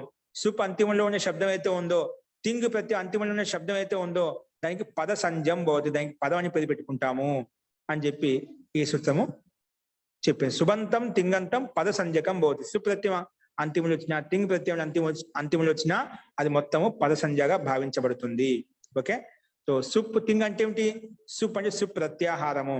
సుప్రత్యాహారంలో 21 ప్రత్యయాలు వస్తాయి. తింగ్ ప్రత్యయాలు అంటే తింగ్ ప్రత్యయాలంలో 18 ప్రత్యయాలు మొత్తం వస్తాయంట, మొత్తం గ్రహించబడతాయి. అందుకే సుప్ తింగ్ ఇది ప్రత్యాహార గ్రహణం. ఏ విధంగా ఆ ఈ ఉన్ రు లిదుక్ ఏ ఓంగ్ ఐ ఔట్స్ హయ వరట్టులో ఏ విధంగా ప్రత్యాహారాలు స్వీకరిస్తామో అన్ అనగానే ఆ నుంచి మొదలుకొని లాస్ట్ లండ్ లో ఉండి నా వరకు మొత్తం గ్రహించబడతాయో అలా ఇక్కడ ప్రత్యాహారం స్వీకరించాలి. సుప్ అంటే సుప్ ప్రత్యంలో సు ఈ ఓ సుప్ లో ఉండే అంతిమ ప్రకారం రెండు కలిపితే అవి సుప్ అయిపోయాయి. ఈ సుప్ అంటే 20 ప్రత్యయాలకు సుప్ అని పేరు అని అర్థం చేసుకోవాలి. సో ఇక్కడ ప్రత్యాహారం గ్రహించబడుతుంది. అలాగే తింగ్ కూడా. సో సుప్ తింగ్ ఇది ప్రత్యాహార గ్రహణం. ఉదాహరణ ఏంటి? బ్రాహ్మణాహ పఠంతి. బ్రాహ్మణాహ అనేది సుబంత పదము, పఠంతి అనేది క్రియాపదం. ఓకేనా? అంటే తిప్ తస్ది తోట ఈ పదం తయారవుతుంది. బ్రాహ్మణ అనేది సుబంత పదం, అంటే సు ఔజస్తట ఇది తయారవుతుంది. ఇప్పుడు బ్రాహ్మణాహ పఠంతి, బ్రాహ్మణులు చదువుతున్నారు. ఇక్కడ బ్రాహ్మణో బ్రాహ్మణాహ. ఈ విధంగా రామః రామో రామాహ అంట కదా, అలాగా బ్రాహ్మణుడు, ఇద్దరు బ్రాహ్మణులు, బ్రాహ్మణాహ చాలా మంది బ్రాహ్మణులు, ఇలా అర్థం చేసుకోవాలి. ఓకేనా? సో ఇక్కడ బ్రాహ్మణాహ శబ్దం ఎలా అయింది? బ్రాహ్మణ శబ్దం చేత దానికి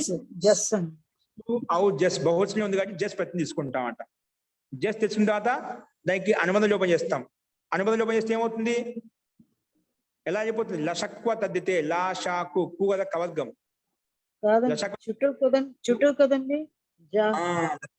కాదు, లా లేదు, షా లేదు, కు లేదు, కవర్గం లేదు. ఏముంది? చవర్గం యొక్క అక్షరం ఏముంది? మన ప్రత్యయము. ఇక్కడ ప్రత్యయం ఏంటంటే జస్ ప్రత్యయము. జస్ ఎక్కడ వస్తుంది? చాచా జా చవర్గంలో ఉంది కాబట్టి చుట్టూ అనే సూత్రం వచ్చేసి చవర్గస్య టవర్గస్య ప్రత్యయస్య ఆదిలో ఉంటే, ప్రత్యయం ఆదిలో చవర్గంగాని టవర్గంగాని ఉంటే దానికి ఇత్ సంజ్ఞ వస్తుంది అని చెప్పింది. అందుకే ఇత్ సంజ్ఞ ఇప్పుడు పెట్టింది కాబట్టి తస్య లోప ఆదర్శనం లోప అయిపోయింది. సో అనుమతి లోపేసి అస్ మిగిలింది. జస్కి మిగిలింది, అస్ మిగిలింది. బ్రాహ్మణ అస్. ఇక్కడ ప్రథమయోహు పూర్వ సవర్ణ ప్రకారంగా పూర్వంలో బ్రాహ్మణలో ఉండే ఆకారము, అస్లో ఉండే ఆకారం పూర్వ సవర్ణ తిరిగి ఏకాదశం చేసుకుంటే ముందున్నే పూర్వ సవర్ణ తిరిగి ఏకాదశం అవుతుంది. అందుకే ముందున్న వర్ణానికి దీర్ఘం అయిపోయింది. అంటే బ్రాహ్మణ నాలో ఉండే ఆకారం కదా, దానికి దీర్ఘం చేస్తే బ్రాహ్మణాస్ అయిపోయింది. రెండు కలిసి దీర్ఘం అయిపోయి బ్రాహ్మణాస్. అంతిమ సకాలకే ఋతు విసర్గం చేసుకుంటే ససజసోరు కరవసాన్యోరు విసర్జనీయ ప్రకారంగా బ్రాహ్మణాహ అనే శబ్దం. అప్పుడు ఇంతవరకు బ్రాహ్మణ శబ్దం అని ఇప్పుడు పదం అయిపోయింది. బ్రాహ్మణ పదం అంటాం ఇప్పుడు. బ్రాహ్మణో బ్రాహ్మణ ఇవన్నీ పదాలు అంట. ఓకేనా? ఎందుకు? సుప్పు ప్రత్యయం వచ్చింది అనుకోండి, సుబంతస్య పద సంజ్ఞ సు ప్రత్యయం అంత్యం వస్తే దానికి మొత్తం పదం అంటామంట, పదంగా భావిస్తాం. ఇప్పుడు బ్రాహ్మణ అనేది ఒక పదము. ఇక్కడ మనకు జస్ ఎప్పుడు వచ్చిందో అప్పుడు వెంటనే సుబంతస్య పద సంజ్ఞ భవతని చెప్పి ఎప్పుడు జస్ తీసుకొచ్చామో బ్రాహ్మణ జస్ అని చెప్పి ఆ మొత్తానికి పద సంజ్ఞ చెప్పి పెట్టేశాం. ఓకేనా? సో పద సంజ్ఞ చెప్పి పెట్టాం కాబట్టి అది పదంగా మారిపోయింది. అందుకే తర్వాత ఋతు విసర్గలు చేసుకుని బ్రాహ్మణాస్ అయిపోయింది అన్నమాట. అలాగే పఠంతి. పఠంతి రూపస్థితి పట్టధాతు చేత తిప్పు తీసుకొస్తాము. తిప్పుగా తిప్ ప్లస్ జీ బహువచనంలో. బ్రాహ్మణ బహువచనప్పుడు క్రియాపదం బహువచనంలో వస్తుంది. తిప్ ప్లస్ జీ వస్తుంది. పట్ జీ. జీ స్థానంలో జోంతః ప్రకారంగా అంత ఆదేశం అవుతుంది. ఏమవుతుంది? జీ స్థానంలో అంత ఆదేశం అవుతుంది. జీలో ఈ ఉంది కాబట్టి అంతులో ఉండే అంతిమ ఆకారం కలిపేస్తే అంతి అయిపోతుంది. సో పట్ అంతి. మధ్యలో పట్టుకి అంతికి మధ్యలో షప్ వస్తుంది వికరణ కర్తరి షప్ ప్రకారంగా. పట్ షప్ అంతి. ఈ షప్ కానుమతి లోపం చేస్తే పట్ ఆ అంతి మొత్తం కలిపితే పటంతి. పటాంతిలో షప్కా ఆ కలిసింది కదా, పట అయిపోయింది. పక్కన అంతి. అంతి కూడా ఆ ఉంది. ఇక్కడ అతో గుణే ప్రకారంగా పరూపం ఏకాది వేసుకుంటాం. ఒక ఆకారాన్ని పట్టు షప్పులో ఉండే ఆకారానికి అంతిలో ఉండే ఆల కలిపేస్తే పటంతి అనే రూపము సిద్ధిస్తుందండి. ఓకేనా? సో పట్టు షప్పు జీ. జీ స్థానంలో జోంతః. జోంతః ప్రకారంగా జీ స్థానంలో అంత ఆదేశం అయిపోయింది. సో పక్కన అంత ఆదేశం అయిపోయిన తర్వాత జీలో ఉండే ఈ కాలం కలిపితే అంతి అయిపోయింది. సో పట్ షప్ అంతి. పట్ ఆ అంతి. అతో గుణ్య ప్రకారంగా పరూపం చేసుకుంటే పటంతి అనే రూపం సిద్ధిస్తుంది. ఇక్కడ మనకి ఎప్పుడు వస్తుంది? పట్టు షప్ అంతి. ఇది అంతి ఏంటి? జీ వచ్చింది ముందు. పట్టు జీ. టిప్ ప్లస్ జీ. ఇదేంటి? తింగ్ ప్రత్యయం. మన సూత్రం సుబంతస్య తింగ్. సుప్రత్యయం అంతిమంలో ఉన్నా, తింగ్ ప్రత్యయం అంతిమంలో ఉన్నా ఆ మొత్తానికి తింగ్ ప్రత్యయం ఏ దానికైతే అంతిమంలో ఉందో ఆ మొత్తానికి, అంటే పట్టుకి అంతిమంలో ఉందన్నమాట. అంటే ఆ మొత్తానికి పదసంజ్ఞ ఇప్పుడు పెట్టుకున్నాం. పదసంజ్ఞ ఇప్పుడు పెట్టుకున్నాం కాబట్టి మనకు ఇది పదంగా మారిపోయింది. పటంతి ఒక పదం, అంటే క్రియాపదం. ఏ పదం? అది క్రియాపదంగా మారిపోయింది. మధ్యలో అది తిప్ప జీ అనేది సార్వత్రిక ప్రత్యయం కాబట్టి వెంటనే కర్తరి షప్ ప్రకారం మొదలు షప్ వస్తుంది. షప్ కు అనుమతులు ఉపయోగిస్తే ఆ మిగులుతుంది. పట్ ఆ అంతి కలిపితే పఠ అంతి అతో గుణే ప్రకారంగా రూపం చేసుకుంటే పఠంతి అనే రూపసిద్ధి మనకు సిద్ధిస్తుందండి. ఓకేనా? మిగిలిన ప్రక్రియ అంతా ఒకే విధంగా ఉంటుంది. ఇక్కడ ఒక స్వరం చూపించండి. బ్రాహ్మణాహ పఠంతిలో రూపసిద్ధి తయారు చేసిన తర్వాత ఇది పదస్య. ఇప్పుడు పదస్య అని చెప్పేటికి ఎలా వచ్చింది? పదస్య ఇది అధికార సూత్రం. ఎప్పుడైతే ఇంక పదస్య పేరు పెట్టుకున్నామో వెంటనే పదస్య అయితే అధికారానికి వెళ్తాం. ఈ విధంగా అంగాన్ని పేరు పెట్టుకోగానే అంగస్య అధికారానికి వెళ్తాము. ధాతుని పేరు పెట్టుకోగానే ధాతు అధికారానికి వెళ్ళి ప్రతి తెచ్చుకుంటాము. అలాగే ఇక్కడ పదస్య అనగానే పదాధికారం. ఇదం అధికార సూత్రం. అస్మిన్ అధికారే ఈ అధికారంలో ఉంది. ఈ అధికారంలో పదస్య అధికారంలో ఉంది. పదస్య చూడండి. ప్రాక్ అపదాంతాద్ అధికారాత్ అంటే అపదాంతస్య మూర్ధన్యా అంటే 8వ అధ్యాయం 3వ పాదంలో 55వ సూత్రం వరకు ఈ పదస్య అధికారం అంటే పద యొక్క అధికారం నడుస్తుంది. అంటే ఇక్కడి నుంచి ఏ సూత్రాలు వచ్చినా పదం అని పేరు పెట్టిన తర్వాత సూత్రాలు వస్తాయి. దానికి పద సంజని పేరు పెట్టకుండా ఏ సూత్రం రాదు. దీనికి సుప్తింగంతం పదం ప్రకారం పద సంజ పేరు పెట్టాం కాబట్టి వెంటనే మనకు ఇక్కడ స్వరం ప్రాప్తమైంది. ఏం ప్రాప్తమైంది చూడండి. ఇది ఓపెన్ చేయండి. స్లైడ్ మార్చండి. పరిశిష్టంలో పదాధికారంలో వచ్చింది అనుదాత్తౌ సుప్పితౌ. ఇక చూడండి పదాధికారంలో ఉంది తింగ తింగ. ఇక్కడ ఏంటి పదం ఏంటి? బ్రాహ్మణ ఒక పదము, పఠంతి ఒక క్రియాపదం. ఓకేనా? బ్రాహ్మణ ఒక పదం, పఠంతి ఒక పదము. తింగ అతింగ అంటే తింగంత ఉత్తరస్య అతింగంతం పదం తింగ అతింగ. ఇక చూడండి తింగ తింగ తింగ తింగ నా తింగ్ అతింగ. తింగ్ కానిది అంటే తింగ్ ప్రత్యయం కానిది అని అతింగ్ అంటాం. తింగ్ అతింగ తింగ్ అతింగ ఏమంటుంది సూత్రం చూడండి. అతింగంతాత్ పదాత్ ఉత్తరస్య తింగంతం పదం అనుదాత్తం భవతి. బ్రాహ్మణాః తింగంత పదమా సుబంత పదమా? బ్రాహ్మణాహలో సుప్రతి తీసుకొచ్చామా తింగ్ ప్రతి తీసుకొచ్చామా? తీసుకొచ్చా సుబంతం అంటాం. అంటే బ్రాహ్మణ సుబంత పదం. పచంతిలో బ్రాహ్మణ పఠంతి అని చెప్పాం. ఏం చెప్పాం? బ్రాహ్మణ పఠంతిలో. ఆ పఠంతిలో పదం ఏ పదం ఇది?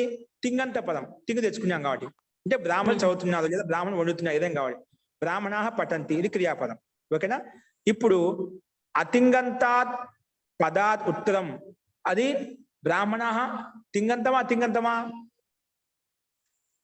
తింగంతమా అతింగంత. తింగ్ కాదు అతింగ్ అంటాం. నా తింగ్ అతింగ్ తింగ్ కాదు. అటువంటి అతింగంతాద్ పదాద్ తింగ్ కాదు అది పదం. తింగ్ కాదు కానీ పదమే కదా. బ్రాహ్మణాహకు పద సంజ పేరు పెట్టారు సుప్తింగంతం ప్రకారంగా. అటువంటి అతింగమైనటువంటి తింగ్ కానటువంటి పదం అయితే ఉందో అటువంటి పదానికి పక్కన తింగంతం పదం తింగంత పదం ఉంటే అంటే శబ్దాంతానికి తింగ్ కానటువంటి పదానికి పక్కన తింగంత పదం ఉంటే ఏ పదం ఇక్కడ తింగంత పదము? తింగంత పదం ఏంటంటే పఠంతిలో. ఓకేనా? ఆ తింగంత పదం. ఆ తింగంత పదానికి అనుదాత్తం భవతి అని చెప్పింది. పఠంతిలో అనుదాత్తం భవతి. అనుదాత్తం కూడా ఎవరికి? అచ్చులకు అనుదాత్త ఉదాత్త అనేవి స్వరానికి ఎవరికి వస్తాయి? అచ్చులకే వస్తాయన్నమాట. కాబట్టి తింగంత పదం అనుదాత్తం భవతి అని చెప్పింది. అందుకే మొత్తం అనుదాత్తం అయిపోయాయి. ఏమైపోయాయండి? పఠంతిలో పా అనుదాత్తం అయిపోయింది, టా అనుదాత్తం అయిపోయింది, పఠ టి అనుదాత్తం, మొత్తం సర్వానుదాత్తం అయిపోయామట. ఓకేనా? సో అందుకే అతింగానికి పక్కన ఉండే తింగంత పదానికి సర్వానుదాత్తం అయిపోయింది. ఓకేనా? అందుకే తింగతంగా చేసే అతింగ్ పదిసే ఉత్తర తింగ్ పదుకు పఠంతికో సర్వానుదాత్తు హోగయా. సర్వానుదాత్తం అంటే మొత్తం అనుదాత్తాలు అయిపోయాయి. అనుదాత్తం అంటే అడ్డగీతలు వచ్చేస్తాయి. చూడండి పఠంతిలో పా కింద అడ్డగీత, ఠా కింద అడ్డగీత, టీ కింద అడ్డగీత. అందుకే మొత్తం అనుదాత్తాలు అయిపోయాయి. అందుకే బ్రాహ్మణాహ పఠంతిలో ఇది తింగంత పదానికి మొత్తం అనుదాత్తాలు వచ్చాయి. ఇది ఈ సూత్రం యొక్క ముఖ్య ప్రయోజనం. పద సంజాన్ని పేరు పెట్టుకోవడం వలన పదాధికారానికి వెళ్తే తింగ ప్రకారంగా అతింగంత పదానికి పక్కన తింగంత పదానికి సర్వానుదాత్తం ప్రాప్తమవుతుంది. అంటే స్వరం ప్రాప్తమైంది, అనుదాత్త స్వరం ప్రాప్తమైంది. ఇది ఈ సూత్రం యొక్క అభిప్రాయం. పదసంజ్ఞ పెట్టడానికి వల్ల ఈ లాభాలు వచ్చాయన్నమాట. ఓకేనా? ఈ రకంగా సుబంతస్య తింగంతస్య పదసంజ్ఞ అనేది ఈ సూత్రం ప్రకారం వస్తుంది. సుబంతం తింగంతం శబ్ద రూపం పదసంజ్ఞం భవతి. సుబంత శబ్ద రూపానికి తింగంత శబ్ద రూపానికి ఈ సూత్రం పదసంజ్ఞ అని పేరు పెట్టిందండి. ఓకేనా? ఈ రకంగా ఈ సూత్రం యొక్క అర్థాన్ని ఉదాహరణలు మనం చూసామండి. అస్తు, ఇందులో ఎవరికైనా ఎటువంటి సందేహం చెప్పండి. అస్తువా? నమస్కారం అండి. జీ చెప్పండి. నిన్న మీరు ఈశాన్ చక్రే చెప్పారు కదా, దాంట్లో ఈ ఆమ్ ప్రత్యయం గురించి ఒక డౌట్ ఉండిపోయింది కదండి. అది దానికి పద సంఖ్య ఎలా వచ్చింది, అంటే ప్రాతిపదిక సంఖ్య ఎలా వచ్చింది అనేది మనకి క్లియర్ కాలేదనుకుంటా. కృత్పదిత సమాసాశ్చలో కృతాధికారంలో ప్రకారంగా మనకు క్రిన్మే జంతాసుతం వచ్చి కృత్ యో మకారంత కృత్పత్యం కాబట్టి అవిసంజ చేసింది కాబట్టి మనకు అవ్యయ దాప్ సూప ప్రకారంగా వెళ్ళిపోయింది. కృదత్యం ప్రకారం కృత్ సంజ అయినాయి. అంటే విశిష్ట వార్తికం ఉంది కదా, వార్తికం చేత కరెక్ట్ నేను చెప్తా అని చెప్పాను. అది వార్తికం నేను మళ్ళీ మర్చిపోయాండి. రేపు గుర్తు పెట్టుకుని అడగండి. ఓకేనా? ఇప్పుడు పుస్తకం దగ్గర ఏదో తీసి పెట్టాను, నేను చూసి చెప్తాను. ఓకేనా? రేపు మళ్ళీ ఒకసారి ఖచ్చితంగా గుర్తు చేయండి, చెప్పుకుందామండి. తప్పకుండా. ఓకేనా? సరేనండి. ధన్యవాదాలు మహోదయ. మనం రూపసిద్ధులు చేసేటప్పుడు ఇవి ప్రత్యయాలు వచ్చిన తర్వాత పదసంజ్ఞ చేసుకోవటానికి కంపల్సరీగా మనకి అది సుబంతం గాని తిగంతం గాని ఉండాలి, అప్పుడే పదసంజ్ఞ అవుతుంది కదండి? అవునండి. ఈ సుబంతాలు తిగ వచ్చిన తర్వాత పదంగా భావిస్తాం, లేకపోతే భావించాలి, పదంగా మారుతుంది. ఒకసారి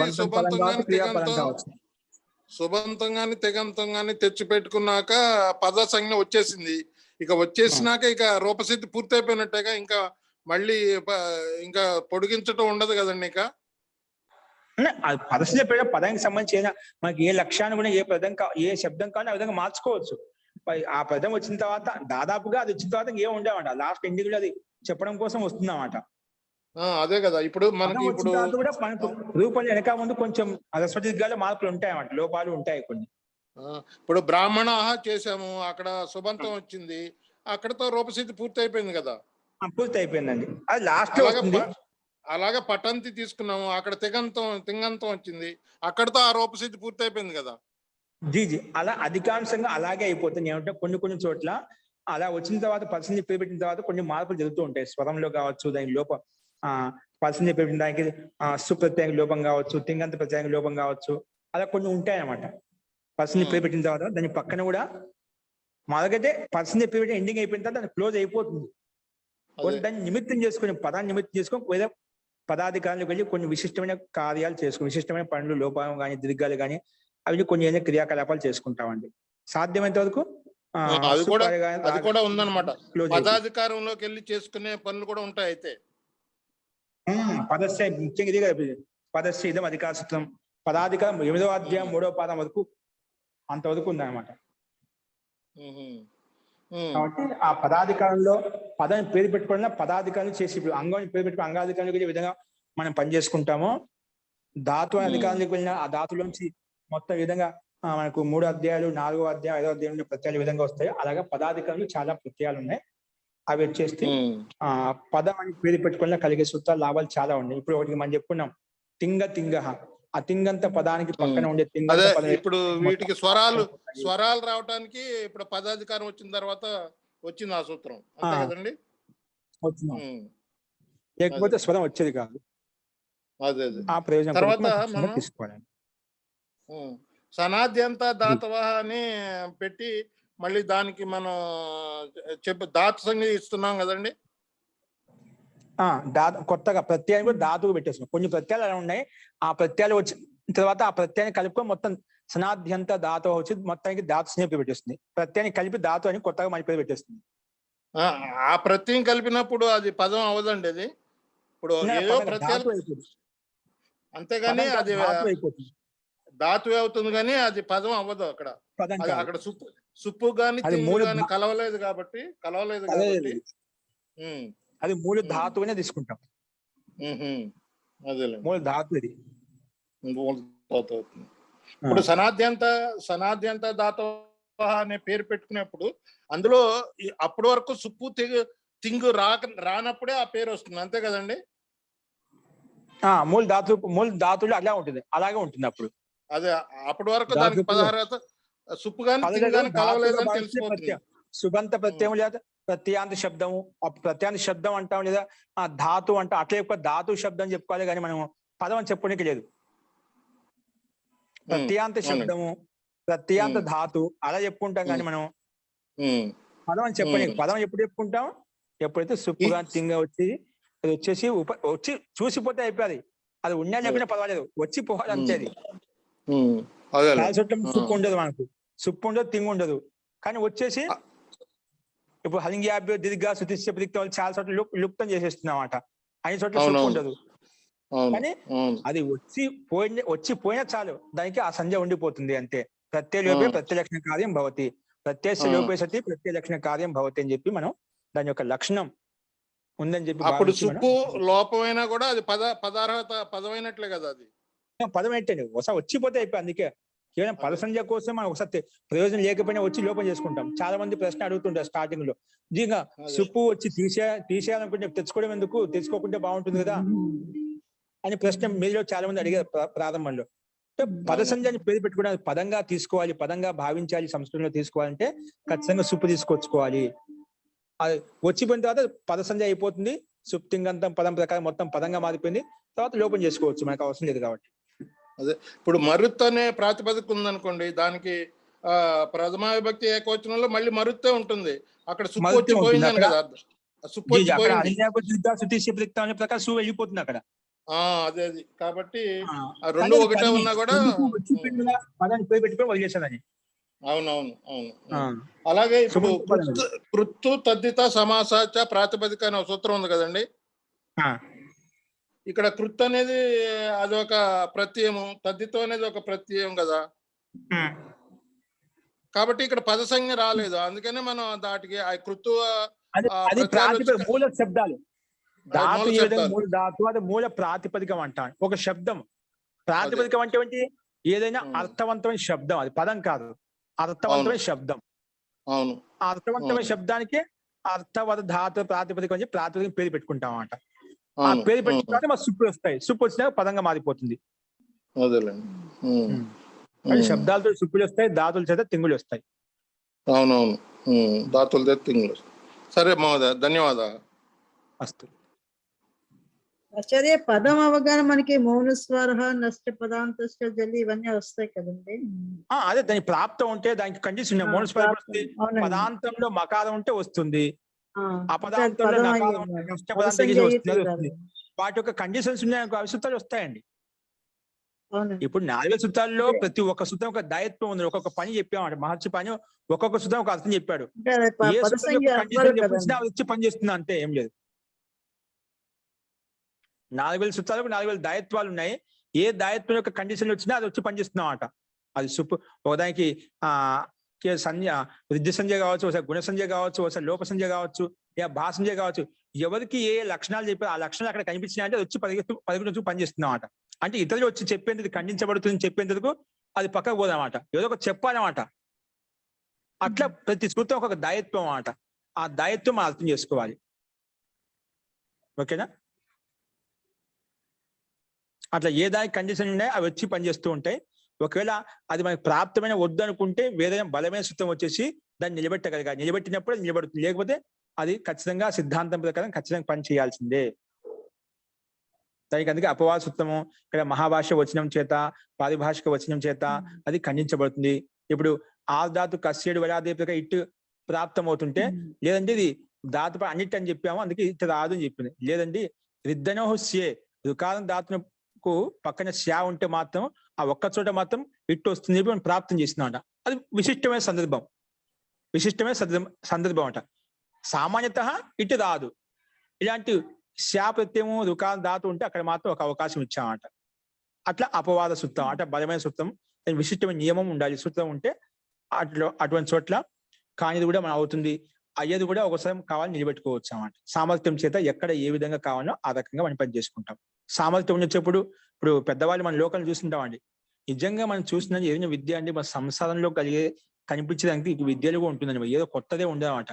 అందుకే నేను చెప్తూ ఉంటాను, ఈ వ్యాకరణం చదవడం అంటే ఎట్లా అర్థం చేసుకుంటే ఒక రాజ్యాన్ని పరిపాలించేంత శక్తి దీంట్లో కలుగుతుందన్నమాట. ఒక రాజాకి చక్రవర్తి రాజా ఎవరైతే ఉన్నదో వారికి సమస్త దృష్టికోణంతో ఆలోచిస్తూ వారికి నిర్ణయం తీసుకోవాల్సి వస్తుందన్నమాట. అలాగా అన్ని 4 సూత్రాలు ఏ రకంగా పనిచేస్తున్నాయి, ఏ విధంగా పనిచేస్తుంది, ఎవరు వచ్చి వద్దంటారు, ఏ విధంగా వచ్చి పనిచేస్తే ఏ దానికి అనిష్ట సిద్ధి కలుగుతుంది, ఏ ఇష్ట సిద్ధి కలుగుతుంది, ఇవన్నీ మనసులో పెట్టుకోవాలి. ప్రతి ఒక్క శాస్త్రం యొక్క దాయత్వం పెట్టుకోవాలి. ఎప్పుడు ఏ సందర్భం ఎలా. అలాగా ఒక రాజా కూడా ఈ విధంగా అన్ని రకాలుగా సూక్ష్మ బుద్ధితో ఆలోచిస్తుంటే ప్రతి రాజ్యం పట్ల సమాన భావంతో సమగ్ర దృష్టితో ఆలోచిస్తుంటే అంత శక్తి సామర్థ్యం దీనిలో కలుగుతుందన్నమాట. ప్రతిదీ ఏ రకంగా ఏ విధంగా వ్యవస్థితంగా అనేది మనకి ఇవే నేర్పిస్తాయి. మన ధైర్యాన్ని, స్థైర్యాన్ని, సూక్ష్మత్వాన్ని ఎలా ఆలోచించాలి, ఏ విధంగా ఆలోచించాలి, ఇలా కూడా ఆలోచించవచ్చా, ఈ విధంగా చూడవచ్చా, మహాభాష్యం అంటే ఇదే చెప్తుందండి. ఇదంతా బుద్ధికి వ్యాయామం. ఈ వ్యాకరణం అంతా ఎన్ని రకాలుగా ఆలోచించవచ్చు, ఎంత లోతుగా ఆలోచించవచ్చు, ఎంత విపరీతంగా ఆలోచించవచ్చు, అంటే ఎంతవరకు వెళ్ళగలుగుతాడు మనిషి, ఎంతవరకు అయితే వెళ్ళగలుగుతాడో అంతవరకు వెళ్ళడానికి అవకాశం లేదు. ఎటువంటి అవకాశం లేనంత వరకు ఎంతవరకు అంతవరకు లోతుగా దిగి మనం దాన్ని ఆ ప్రశ్న యొక్క ఆ సిద్ధాంతం యొక్క లోతుకు వెళ్ళి మనం అర్థం చేసుకుంటామండి. అట్లా దీన్ని హిందీలో బాలక ఖాలు ఉదాహరణ. బాలక ఖాత అంటే ఒక వెంట్రుకకు దాని ముక్కలు చేస్తే ఏముంటుందండి అంటే అది ముందే సన్నగా ఉంటుంది, దాంట్లో ఇంకా పూర్తి తీసేస్తే ఎలా ఉంటుంది, దాన్ని డివైడ్ చేస్తే భాగద్వయం చేస్తే ఎలా ఉంటుంది. అలాగే వ్యాకరణం కూడా ఆ శబ్దాన్ని ఎంతవరకు కోయగలుగుతా అంతవరకు కోసేస్తాం. దాని ఇంకా ఎవరు ఏ రకమైన వ్యక్తి కోత ఉండేవాడు అంత లోకలి దిగి మాట్లాడుతున్నామంట. ఎన్ని రకాలుగా ఉపయోగించుకోవాలి అన్ని రకాలుగా వెనక ముందు వెనక పెట్టేసి అన్ని రకాలుగా ఉపయోగించుకుంటామంట.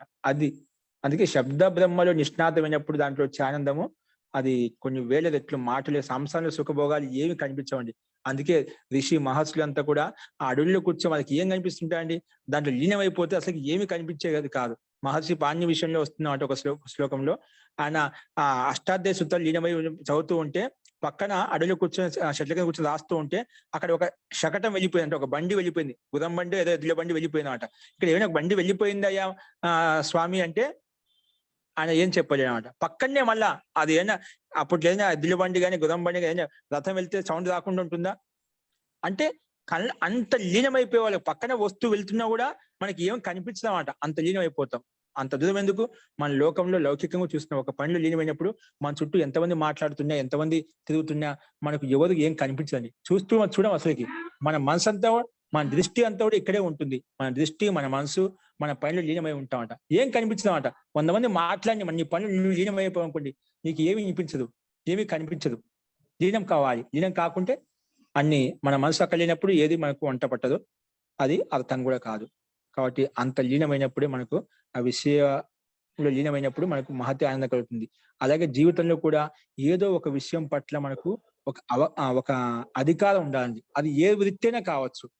మనలో ఏదో ఒక విషయం పట్ల, ఏదో ఒక వృత్తి పట్ల మనకు పూర్తిగా అధికారం ఉండాలి. అంటే వాటి పట్ల ఏకాగ్రత ఉండాలి. ఏకాగ్రత దాని పట్ల అధికారం ఉన్నప్పుడు ఏకాగ్రత వస్తుంది. ఏకాగ్రత ఆ పని పట్ల నైపుణ్యం, అది విద్యాక్షేత్రం కావచ్చు, క్రీడాక్షేత్రం కావచ్చు, కృషి క్షేత్రం కావచ్చు, ఇంకా ఎవరు ఏ వృత్తిలో అయితే ఉన్నదో ఆ వృత్తి యొక్క క్షేత్రం కావచ్చు. అట్లా అందుకే ప్రతి ఒక్కరూ జీవితంలో ఏ ఒక్క గుణం ఉన్నా వాళ్ళ జీవనం సార్థకం పెట్టామట. అందరికీ అన్ని గుణాలు ఉండాల్సిన అవసరం లేదు.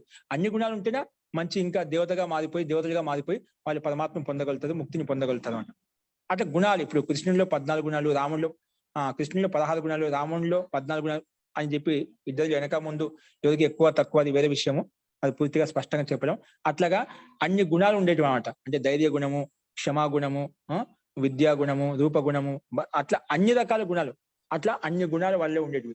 మనలో సామాన్య వ్యక్తిలో ఒక్కరిలో ఒక గుణం ఉన్నా కూడా ఎంతో శ్రేష్టమైనది. ఆ గుణ సహాయం చేత అతని జీవనాన్ని హ్యాపీగా కొనసాగించగలుగుతామట. మళ్ళీ గుణం లేకపోతే అది ఆ జీవనం వ్యర్థం అవుతున్నాడు. అందుకే అంటుంటే కదా, ధనం లేకపోయినా పర్వాలేదు కానీ గుణహీనుడు కాకూడదు.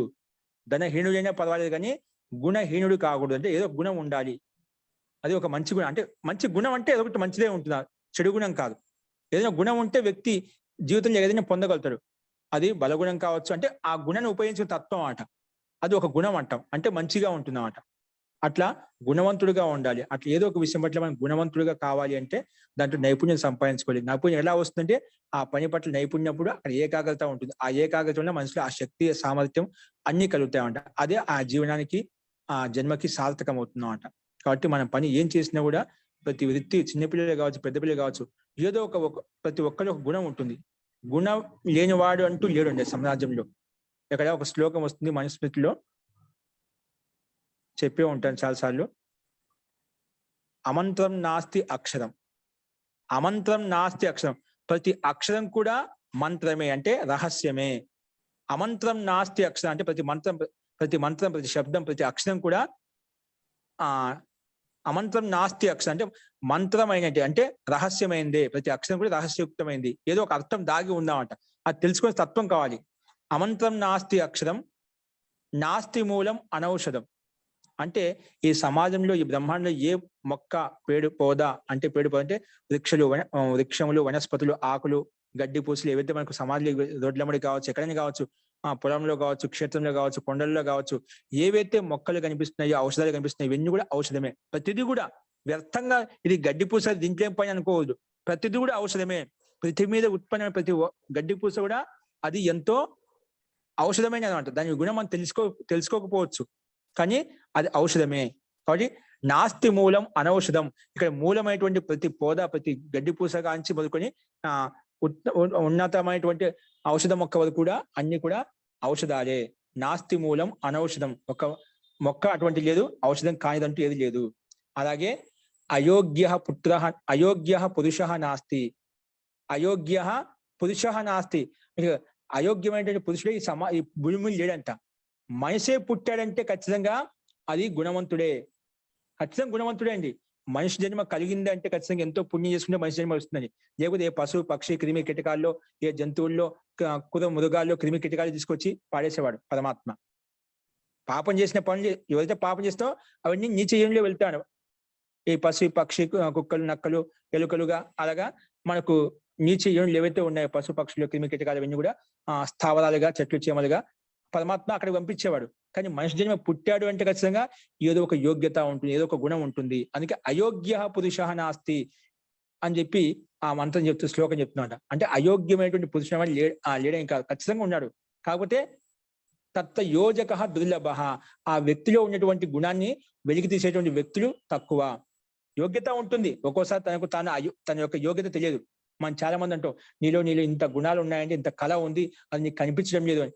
ఇతరులు చెప్పినప్పుడు అతనిలో ఉండే యోగ్యత ఆయనకు అర్థమవుతుంది. ఎందుకంటే కొన్నిసార్లు విషయ వాసనలో ఉంటాం కాబట్టి మన స్థితి మనకు అర్థం కాదు. విషయం అంతే కదా, చాలా గుణాలు ఉన్నప్పటికీ కూడా మనలో ఒక గుణం, ఒక అవగుణం కూడా అది పర్యాప్తం అవుతుంది మనలో ఉండే మంచి గుణాలను అణిచివేయడానికి. అంటాం కదా, అది చాలా గుణాలు ఉన్నప్పుడు ఒక అవగుణం ఉందనుకోండి, అది మన గుణాలు మనకు కనిపించవు. ఏ విధంగా అంటారా, టమోటా పండ్లు చాలా అన్ని అందంగా ఉన్నాయంట, దాంట్లో ఒక్క టమోటా పండు కుళ్ళిపోయినా ఏమవుతుంది, అన్ని కూడా అవన్నీ స్మెల్ వచ్చేస్తాయి, వాసన వచ్చేస్తాయి. అంటే అన్ని చెడిపోయాయా? ఒక్కటి కూడా ఆ చెడిపోయింది ఉన్నా అంటే అవగుణమైనటువంటి చెడు పదార్థం ఉంటే ఆ మొత్తానికి విధంగా అది పేరు వచ్చేస్తుందో, అలాగే ఒక అవగుణం ఉన్నా కూడా మనలో ఉండే గుణాలను అణిచివేస్తుంది. కాబట్టి అందుకే మన యోగ్యత, మనలో ఉండే గుణాలు మనకు కనిపించవు ఎదుటి వాళ్ళు చెప్పేంత వరకు. ఎదుటి వాళ్ళు ఏదో చెప్తారు, అది గురువులు, అధ్యాపకులు, లేదా మన స్వాధ్యాయం, సత్సంగము ద్వారా మనలో ఉండే గుణాలు మనకు తెలుస్తూ ఉంటాయన్నమాట.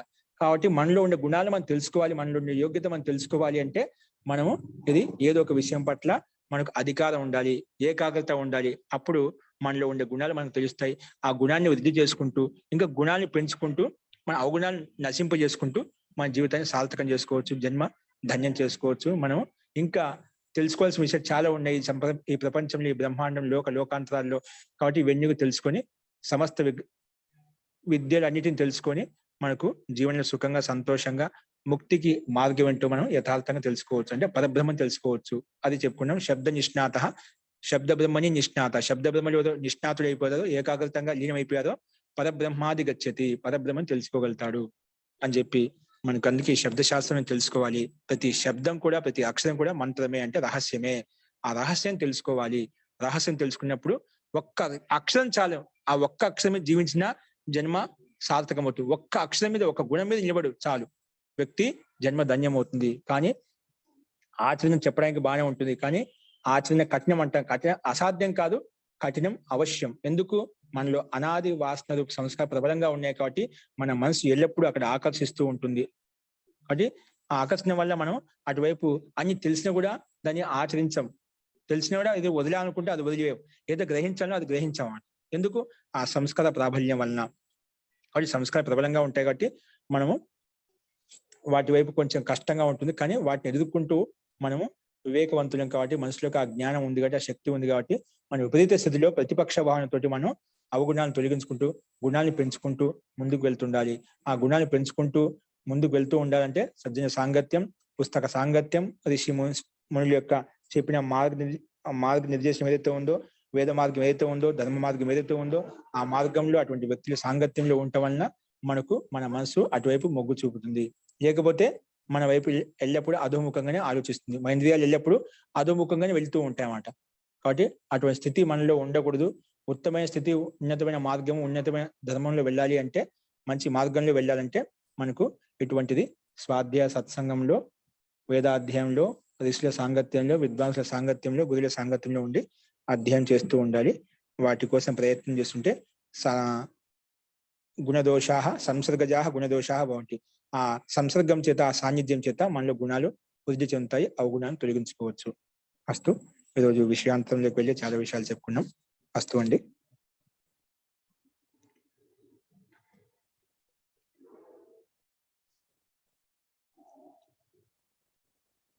అస్తు. మంత్రపాఠ. ఏదో పార్వతి గారు ఏదో అడగబోయి హ్యాండ్ సింబల్ ప్రెస్ చేశారు. పార్వతి గారు. నమస్తే అండి. ఇప్పుడు మనకి ఇట్ అనేది ఆగమము ఉంది, ప్రత్యయము ఉంది కదండి. అయితే ఇట్ అనేది ఆగమమే అండి, ప్రత్యయం కాదు. ఇట్టు ప్రత్యయం. ఇప్పుడు ఇట్టు తింగుల్లో ప్రత్యయం వచ్చింది కదా. Okay okay. ఇట్టు ప్రత్యయం, ఇట్టు వహిమ, ఇట్టు ప్రత్యయం ఉంది. రెండు చోట్ల ఉంది. ఇట్టు ఆగమంగా వస్తుందో మనకు కొన్ని సూత్రాలు, నిర్దిష్టమైన సూత్రాలు ఉన్నాయన్నమాట. అది చెప్తే ఆర్దాత్ కష్టం ఇట్టు ఆగమభవతి. ఇప్పుడు లుంగ్ లంగ్ లింగ్ షుడుదాత్ అట్ట ఆగమభవతి. అలా స్పష్టంగా చెప్తుందండి. ఆగం అయితే ఆగమం అని చెప్తుంది, ప్రత్యయం అయితే ఇట్టు ప్రత్యయ భవతి ప్రత్యయం చెప్తుంది. ఇది తర్వాత మనకి వాక్యాల్లో ప్రయోగిస్తాం కదా, నిపాతాలు, అవ్యయాలు, వాటిని శబ్దాలు అంటారా, మరి ఏమనాలి వాటిని? ఏంటంటే నిపాతాల నిపాత శబ్దాలు, అవ్యయ పదాలు వాడతాం కదా. చా అని, నా అని అవ్యయాలు వాడుతున్నాం కదా. వాటిని అవ్యయ పదం అంటారా లేకపోతే శబ్దం అంటారా? అది సింగిల్ గా దానికి అస్తిత్వం ఉండవంట. అవి ఏదో ఒక దాంతో ఒక శబ్దంతో యాడ్ అవుతాయన్నమాట. అది దానికి ఖచ్చితంగా యాడ్ అవుతాయి. సింగిల్ గా ఉపయోగించుకోం. సంయుక్తంగా అది ఏదో ఒక శబ్దంతో యాడ్ అవుతాయన్నమాట. దానికి ప్రాగ్రిస్వ నిపాతాసేపి నిపాసం అని పెట్టుకుంటాం. అవి ఒక గణపాఠంలో జోడించబడ్డాయి. గణపాఠంలో కొన్ని శబ్దాలు సంగ్రహించబడ్డాయి. ఆ శబ్దానికి సామాన్యంగా అర్థవంత శబ్దాలు కాబట్టి దానికి పదసంజ్ఞ ఉంటుంది. అర్థవంత శబ్దాలు కాబట్టి శబ్దంగా తీసుకుంటాము. ఆ శబ్దాలకు మళ్ళీ పద సుప్పులు తింగులు యాడ్ చేసుకున్నాం అంటే పదంగా భావిస్తాం అన్నమాట. సరేనండి, అంతేనండి.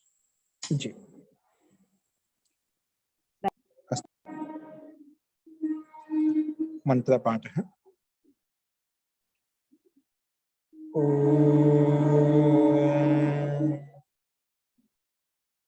సర్వే భవంతు సుఖినః, సర్వే సంతు నిరామయాః, సర్వే భద్రాణి పశ్యంతు, మా కశ్చిత్ దుఃఖభాగ్ భవేత్.